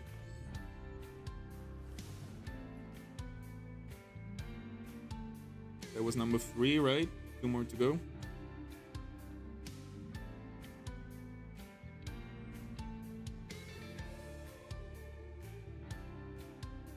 Hope we're not getting timed out. Alright, 1 Colossus. We got Ramphian Ace. We got Lura, no foe. 2 Colossus.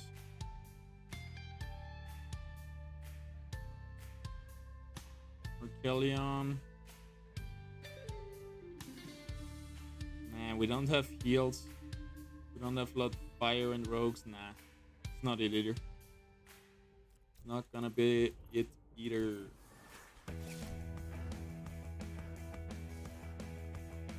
It's pretty hard now to find a good deck, huh? Are people just re-rolling 10 times like me? Trying to find the best deck? I think it should be limited, like 5 times a day or something, 10 times a day. And there's also some tactic coming into it, right? Should I re-roll again, but I only have 1 re-roll left, so maybe I get something shit, and then I'm stuck with it, stuff like this.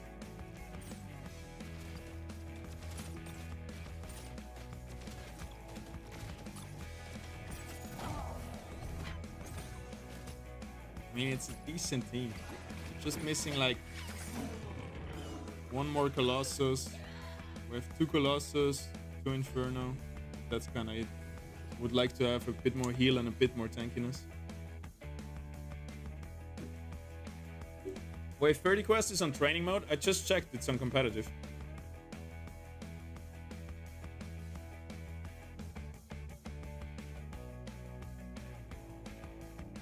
See it right there.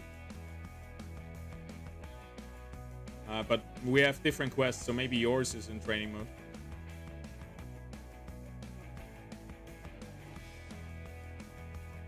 It would be cool if we had the same quest, I think. Alright, what we got? Colossus, 2 Colossus, 2 Toxic, a Foe,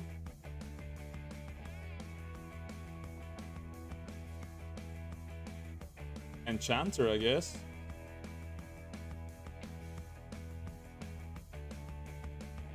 Stacking attack speed. Omnivamp.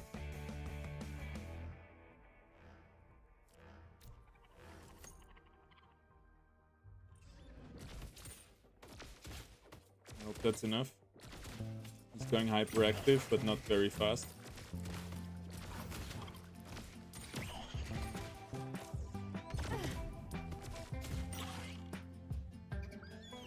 Alright, let's try this one. We have Verdant, we have Colossus, we have Toxic. Let's check the range of weapon, actually something very important to check. Inferno Mystic. We have 1 more Inferno, but no Mystic. Dust Vanguard, so we could get 2 Dust with the Wing. That's pretty good. Vanguard.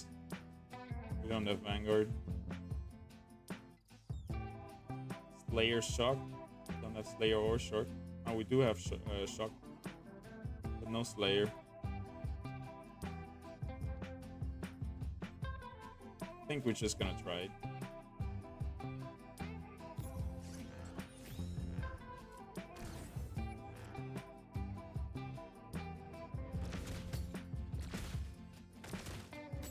Stacking attack speed is probably the best with Omnivamp for our forest.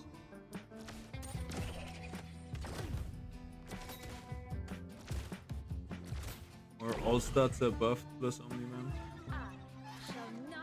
No, I think we're gonna redo that.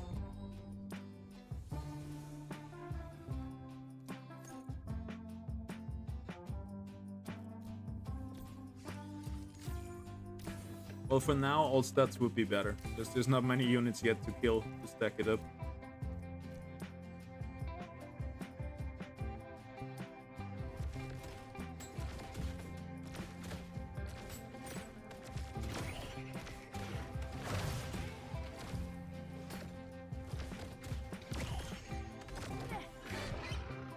Alright, the final build.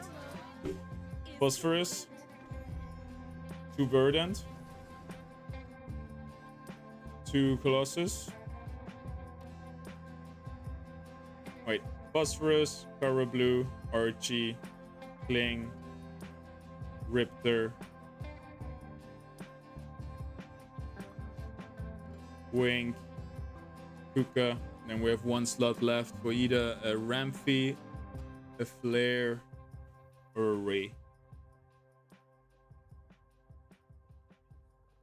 Pretty decent. Pretty decent. Here comes the phosphorus, I think. Even though we don't really need it versus those two empaths, but still. Might as well. The big bird! Oh, I missed this guy. All I played for a month in Ascendant Arena.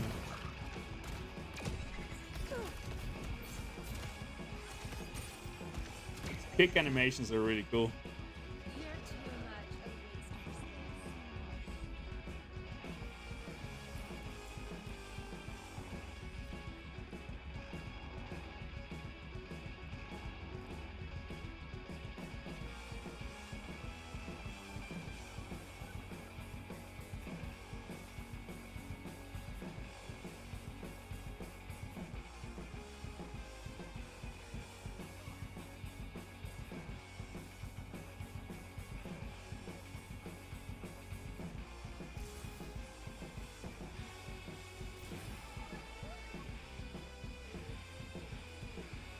So this stacking thorns ornament I want to put on my Gnarl, because it's gonna be able to survive longer than my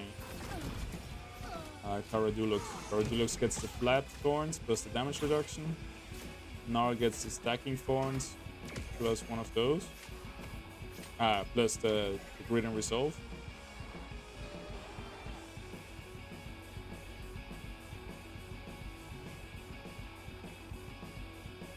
Easy fight right here.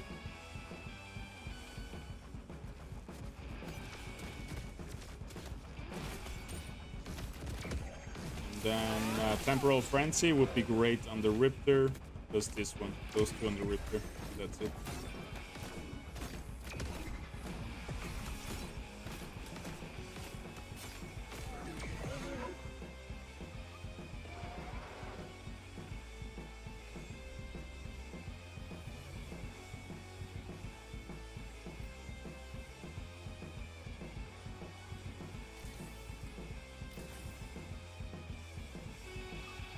And I want to bring them in just to use all my ornaments now. I still have this one.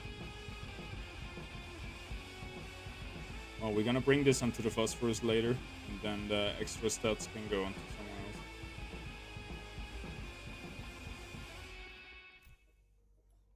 Alright, let's speedrun this.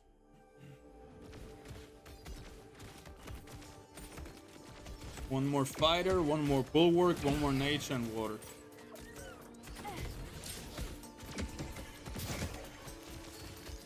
Nope. Nope. All right.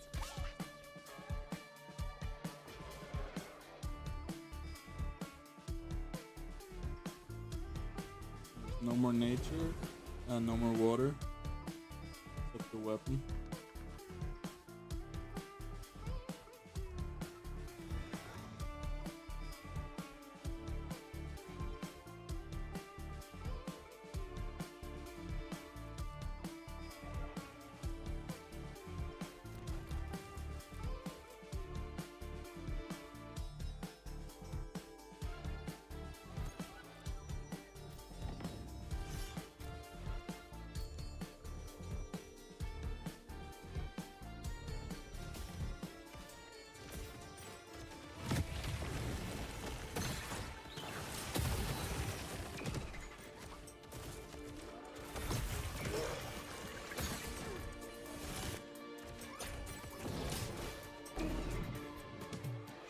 $340.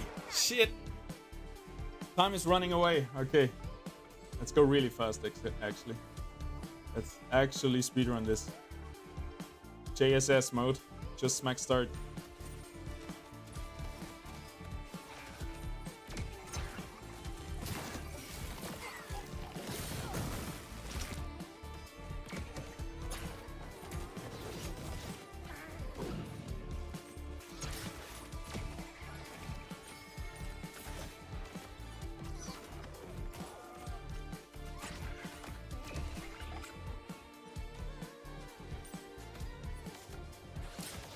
Next one's super easy, just 3 units.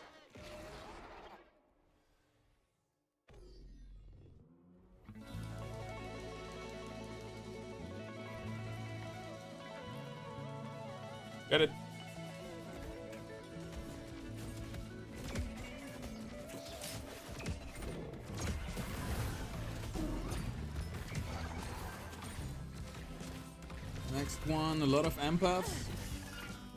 Easy fight again. Shall not be defeated.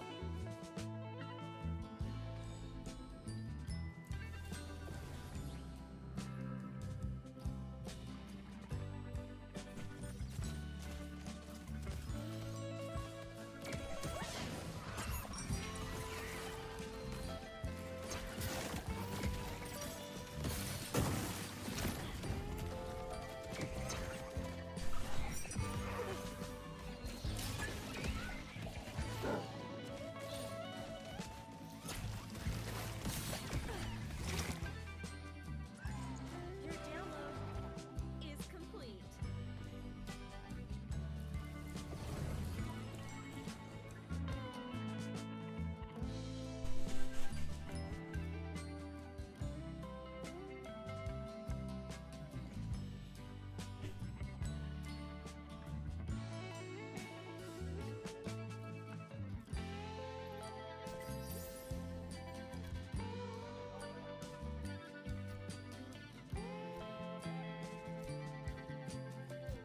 Clean up our positioning a little bit.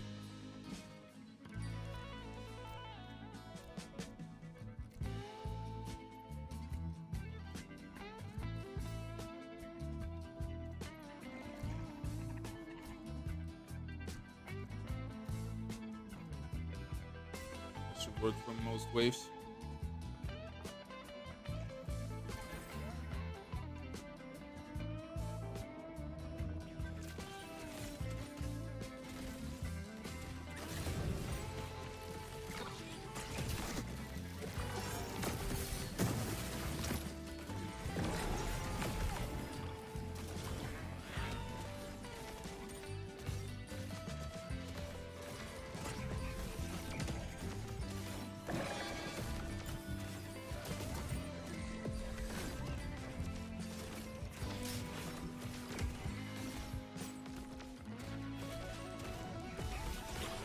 Next up we get Burden online, so we have some healing. Then comes Toxic. Bada bing, bada bye.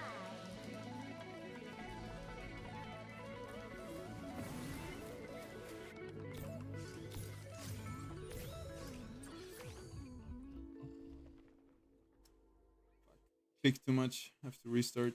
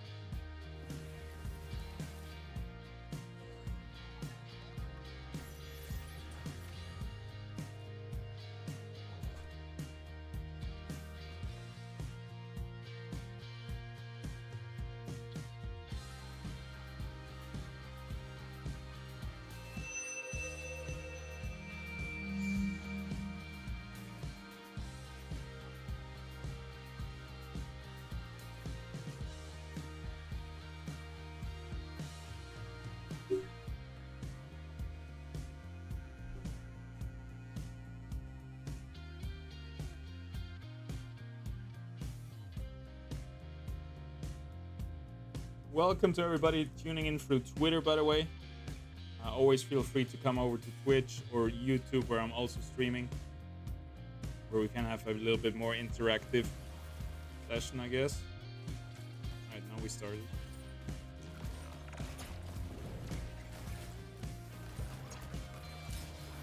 Holy, that Cinch is doing damage. Taro Blue almost leading the damage just with his Thorns augment. You see it right here, the yellow, the white bar is 3 damage coming from Thorns.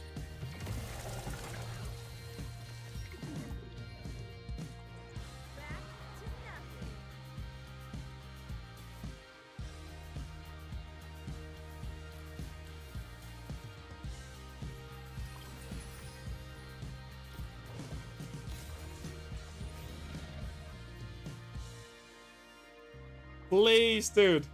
Just let me play the game. I'm triggering the same bug over and over again.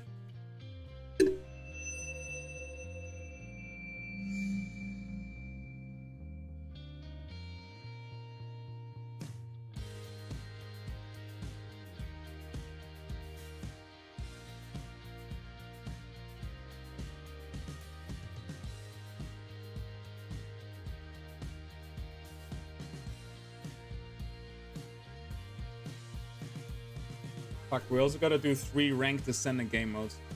I hope we can finish them before the time is up. Daily and weekly quests take a while, eh? They do take a while. Alright. So I guess the gist of it is you cannot upgrade, like you cannot ascend 4 units. The game will break. Wow, this here is so scary. Let's just brute force it down.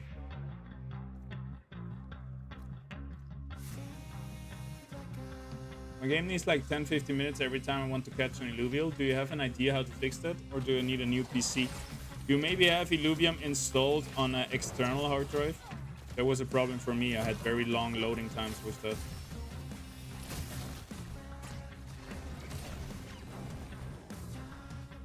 Like, what exactly does take long? Do you have long loading screens? What is it?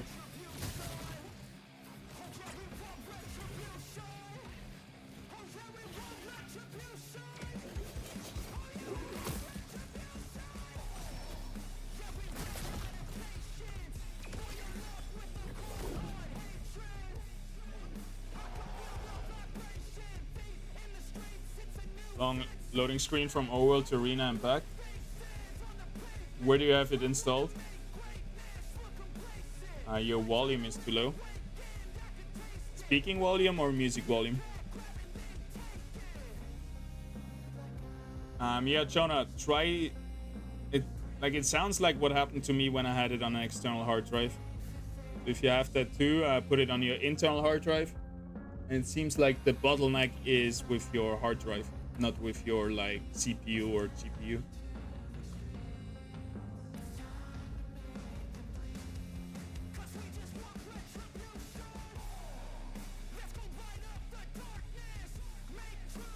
Toxic.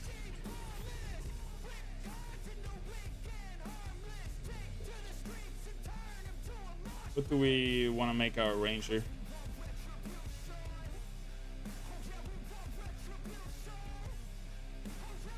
Either water or fire, right? Aegis, Arcanite. We have Arcanite.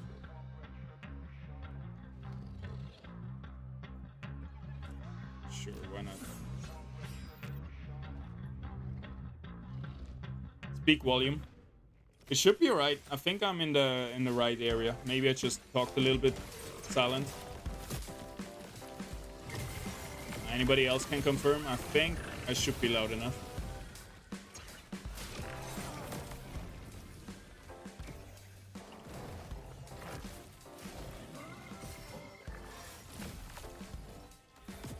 Got him. Wave 15. Halfway there.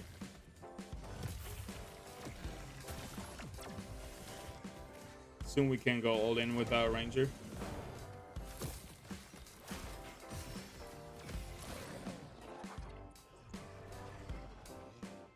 Oh, we forgot the Wink and the Kuka.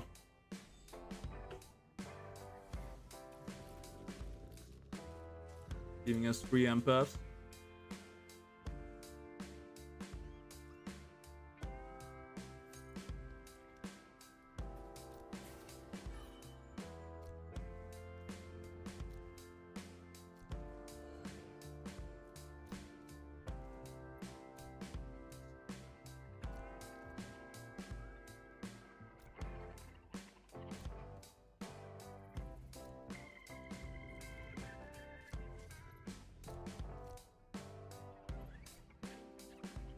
Just want to find a positioning where I don't have to reposition anymore. It'll just work every time.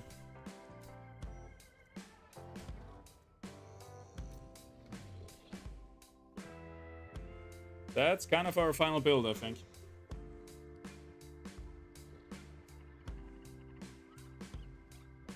We could swap Flare to be something else, but we don't have to.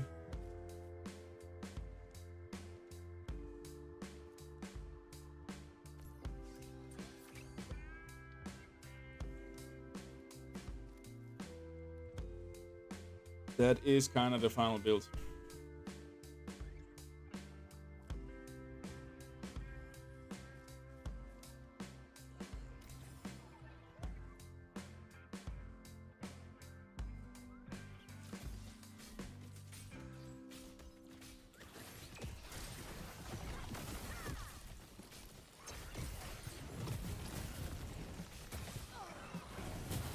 We could go for Zephyr Lance later though.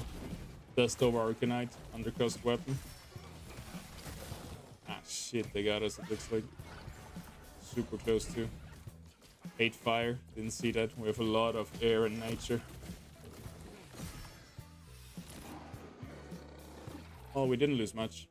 It's just 16, right? We're gonna restart right here. Yep.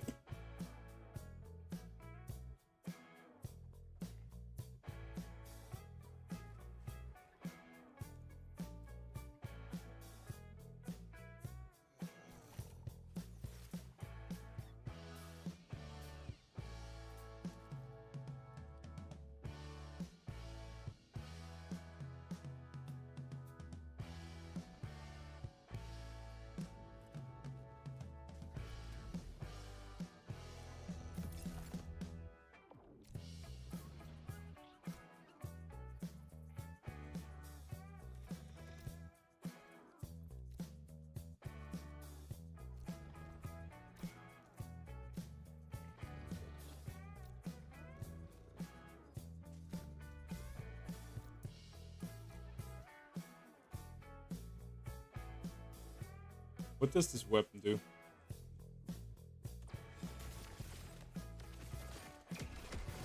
It's the furthest enemy.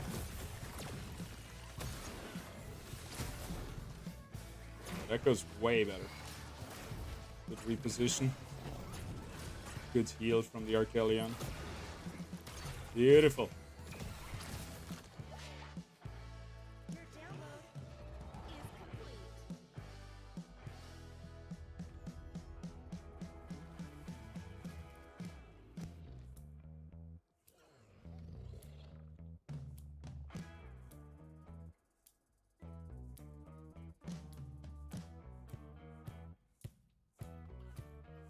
Volume is good for me. Thanks for letting me know. Thank you, thank you. Alright, smooth sailing to wave for 30.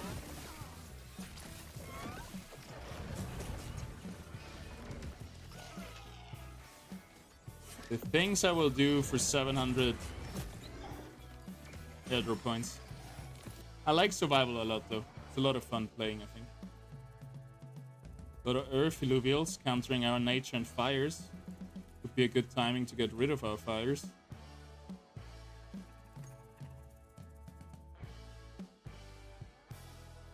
I wonder if the Zephylanx gives us tank.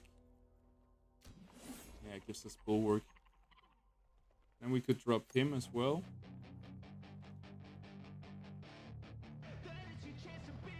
Hey kid, don't ever let them get inside your head. They'll tell you what to do in life instead of everything you know that you could get. Don't let them guide your life towards regret. I'll fight for what I Dude, you gotta be kidding me. How many times can the game crash? Oh my god. I'm so glad we got a good reconnect feature though. So treat the worst of times just like a test.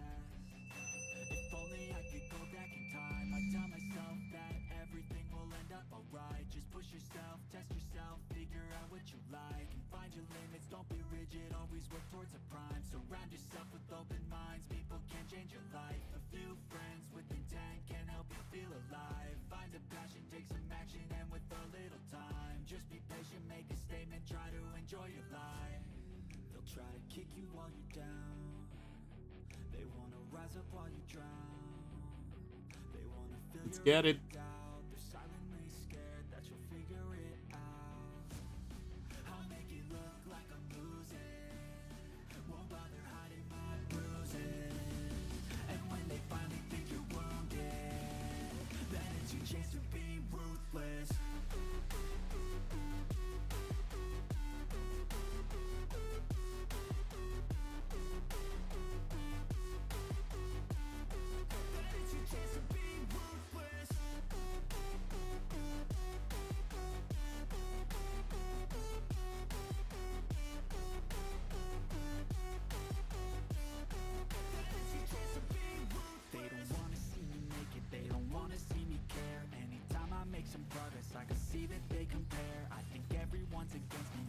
Instead of the ram fee, we bring a fighter, and that's it. Can't get Aegis, Reckonite.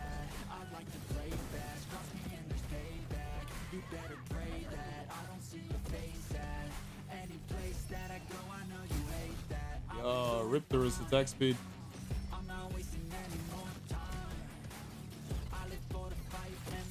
Most damage.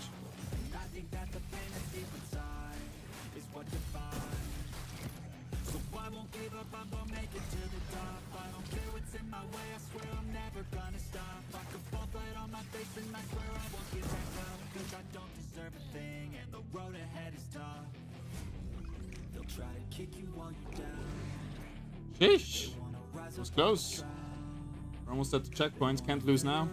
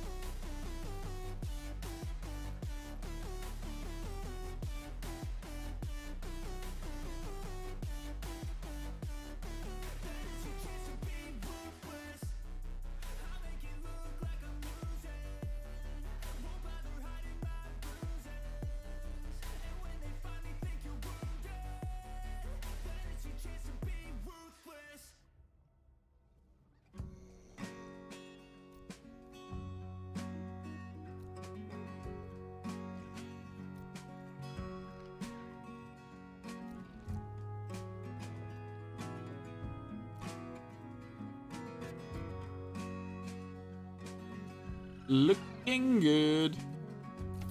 Can go all in now with our economy. Don't need to save anymore.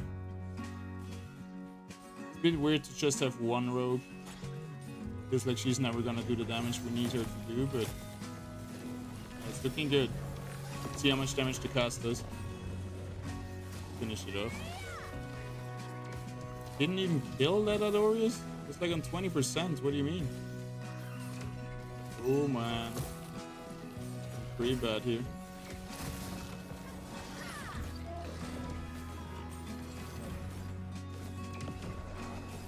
Right, range is doing not too bad. Actually, best damage dealer.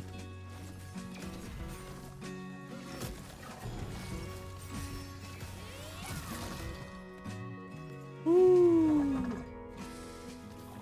Scary, scary waves. I thought we were way stronger.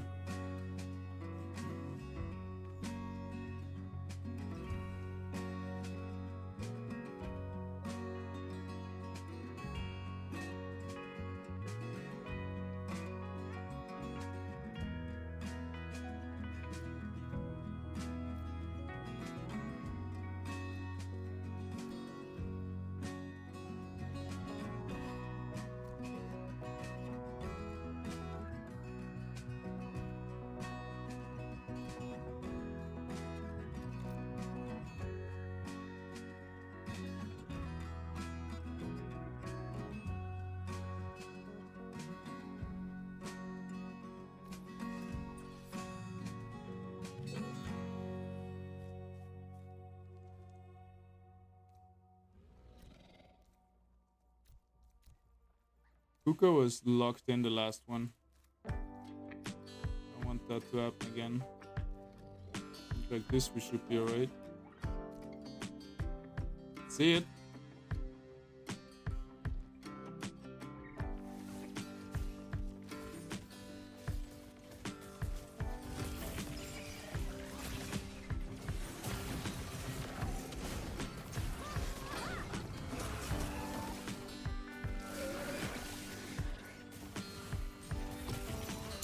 Phosphorus got wrecked by the dual F laser.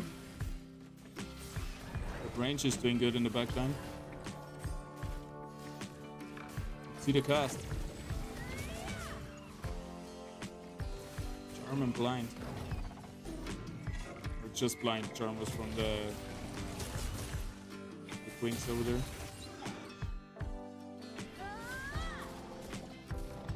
Alright, alright.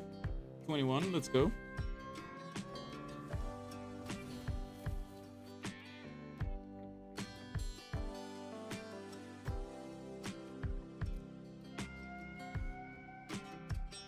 Bit scary here with the Ramfire, but it shouldn't do too much damage. It doesn't have Phantom.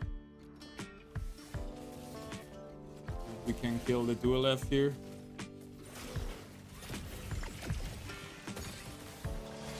Nice.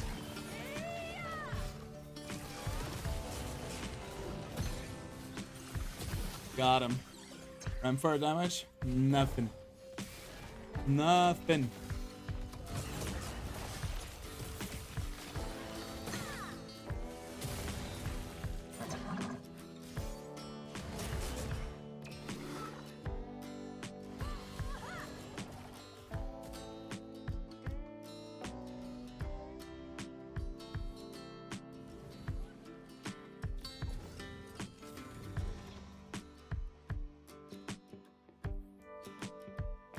Should probably put my ranger back over this side, but whatever.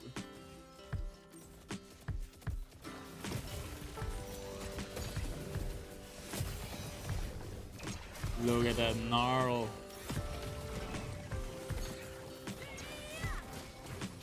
So freaking tanky. So much true damage with the thorns.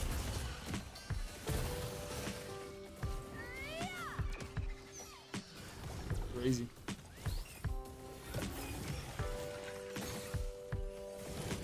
Shit, they're all hyperactive. I'm losing.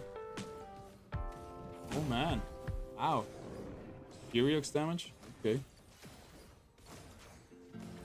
Alright, I gotta get my shit together. Actually do good positioning. I don't wanna do this again. I won't do this again. I wanna get my points.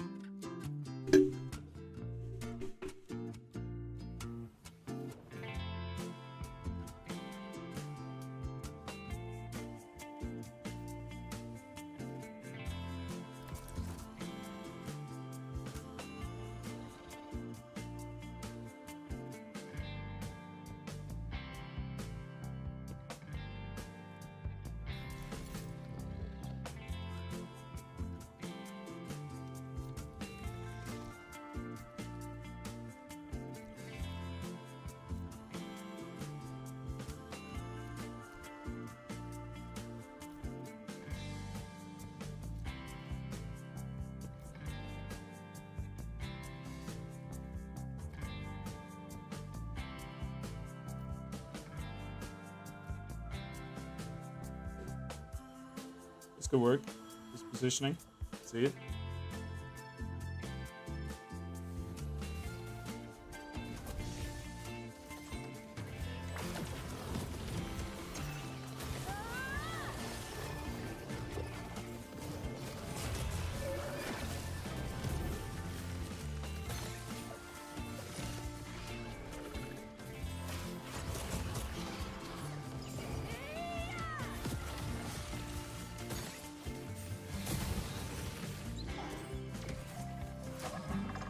I think I should redo augment.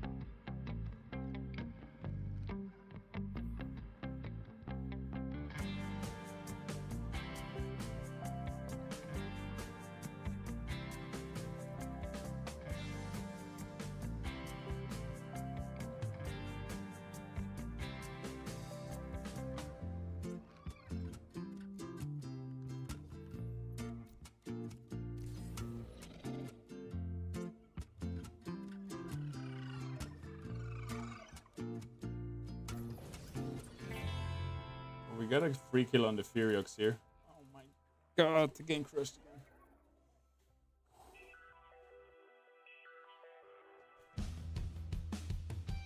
Yeah, if you just do too many actions, the game crashes. That is rough.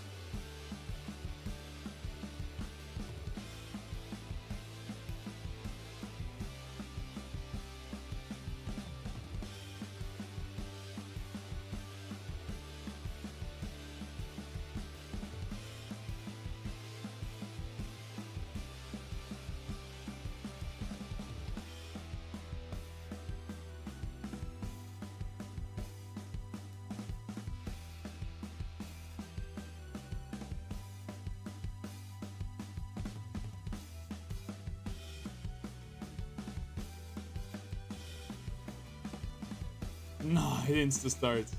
God damn! I wanted to reposition onto Furiox.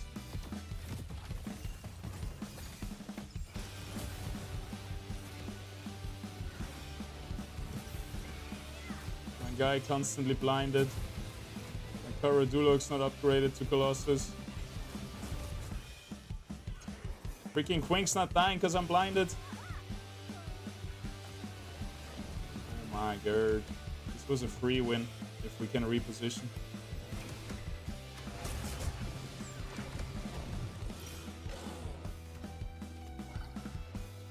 Really all about the Furiox and the Umber and the Gyro. Fuck, that's a hard wave, eh?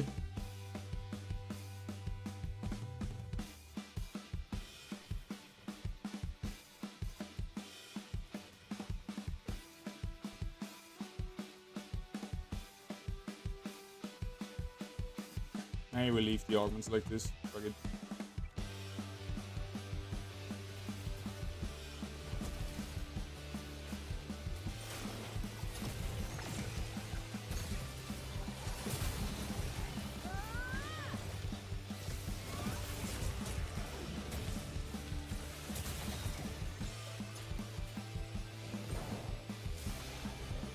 Can't hear you. Mr. Wolf! What's up, what's up? This shit is so annoying. There are even more bugs with survival, and it gets super frustrating when you spend a lot of time refreshing the team, lose the bullshit, and you don't have the team anymore. I feel the pain right now. Because I'm sure I also lost a few Ascension tokens on the way, and with more Ascension tokens, this would be easy. I would have Enchanters online and Colossus. Alright, Furiox. Goodbye, my friend. And the Gyro rolls over here, so we're just gonna put our Ranger there. Gonna sacrifice her. That kind of sounds wrong. Just this guy.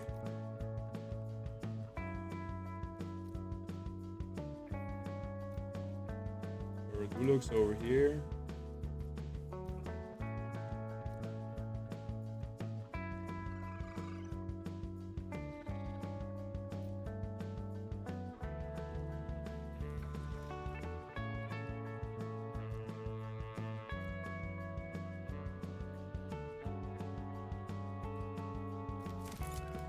So close to the 100. 100 cost weapon.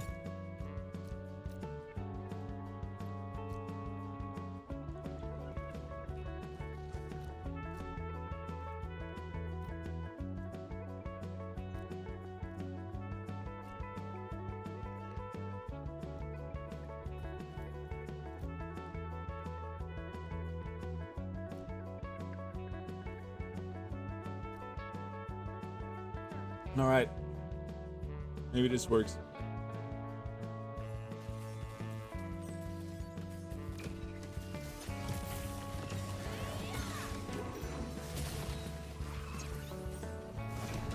Easy.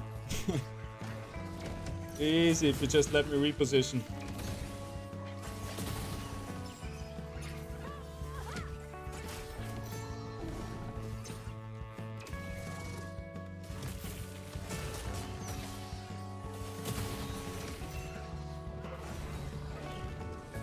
Wave got me scared for a second.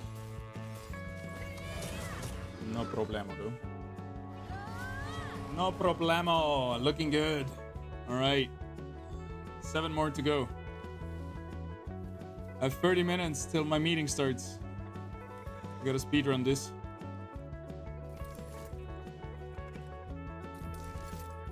Start.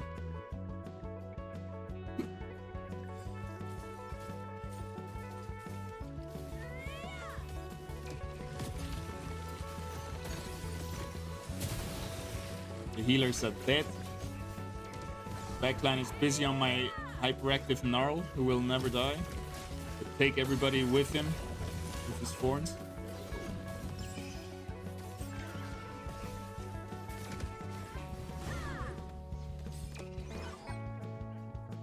The flat 30 thorns are so much better than those stacking thorns in most situations of him.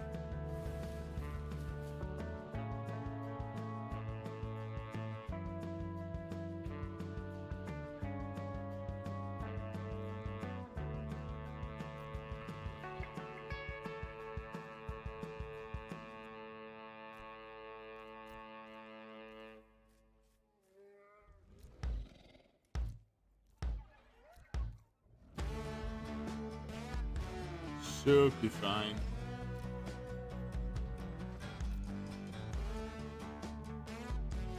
Anyway, Ranger gets targeted by Jokul actually. Yeah.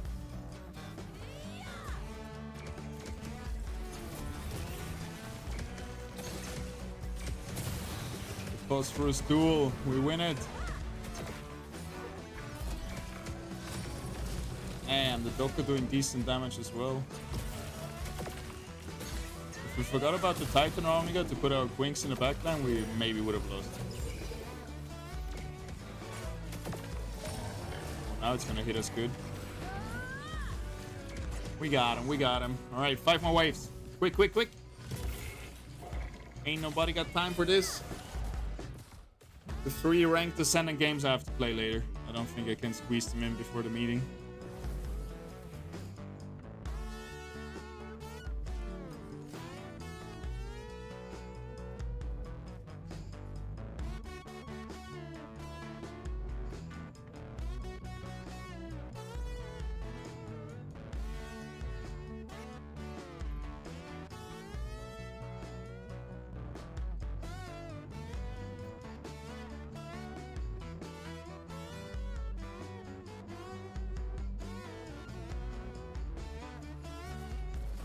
Zero damage in this enemy team.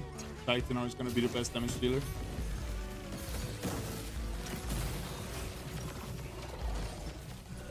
Yep.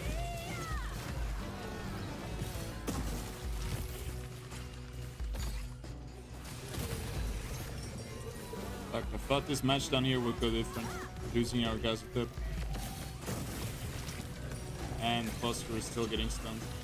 We cannot kill the Kling. Please. Thank you.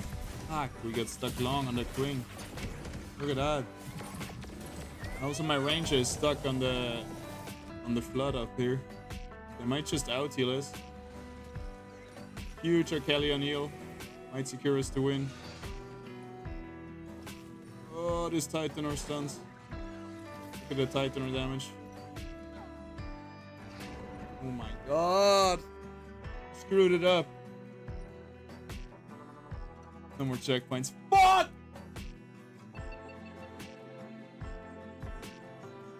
Oh! It really grinds my gears. Would have been easy doable without all the bugs. Fucking hell. What is a lethargic effect? You cannot get any more energy while lethargic. So I think the Volantes do that, right? And then when the enemy is lethargic, they hit you, but they don't gain energy from it.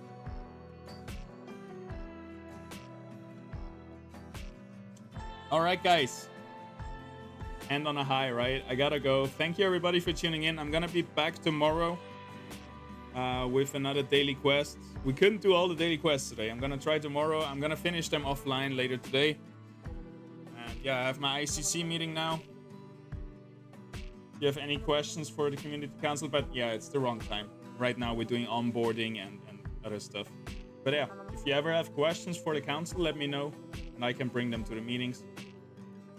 One last time, I'm gonna remind you to please put in the referral code. Helps the content creation. You do it here in the account settings under referral code PASETPASS. That's it. That's all. Thank you very much. And I see you in the next one. Peace out. Have a wonderful day, wonderful night, wonderful good morning, wherever you are in the world. I appreciate you. See you soon. Peace.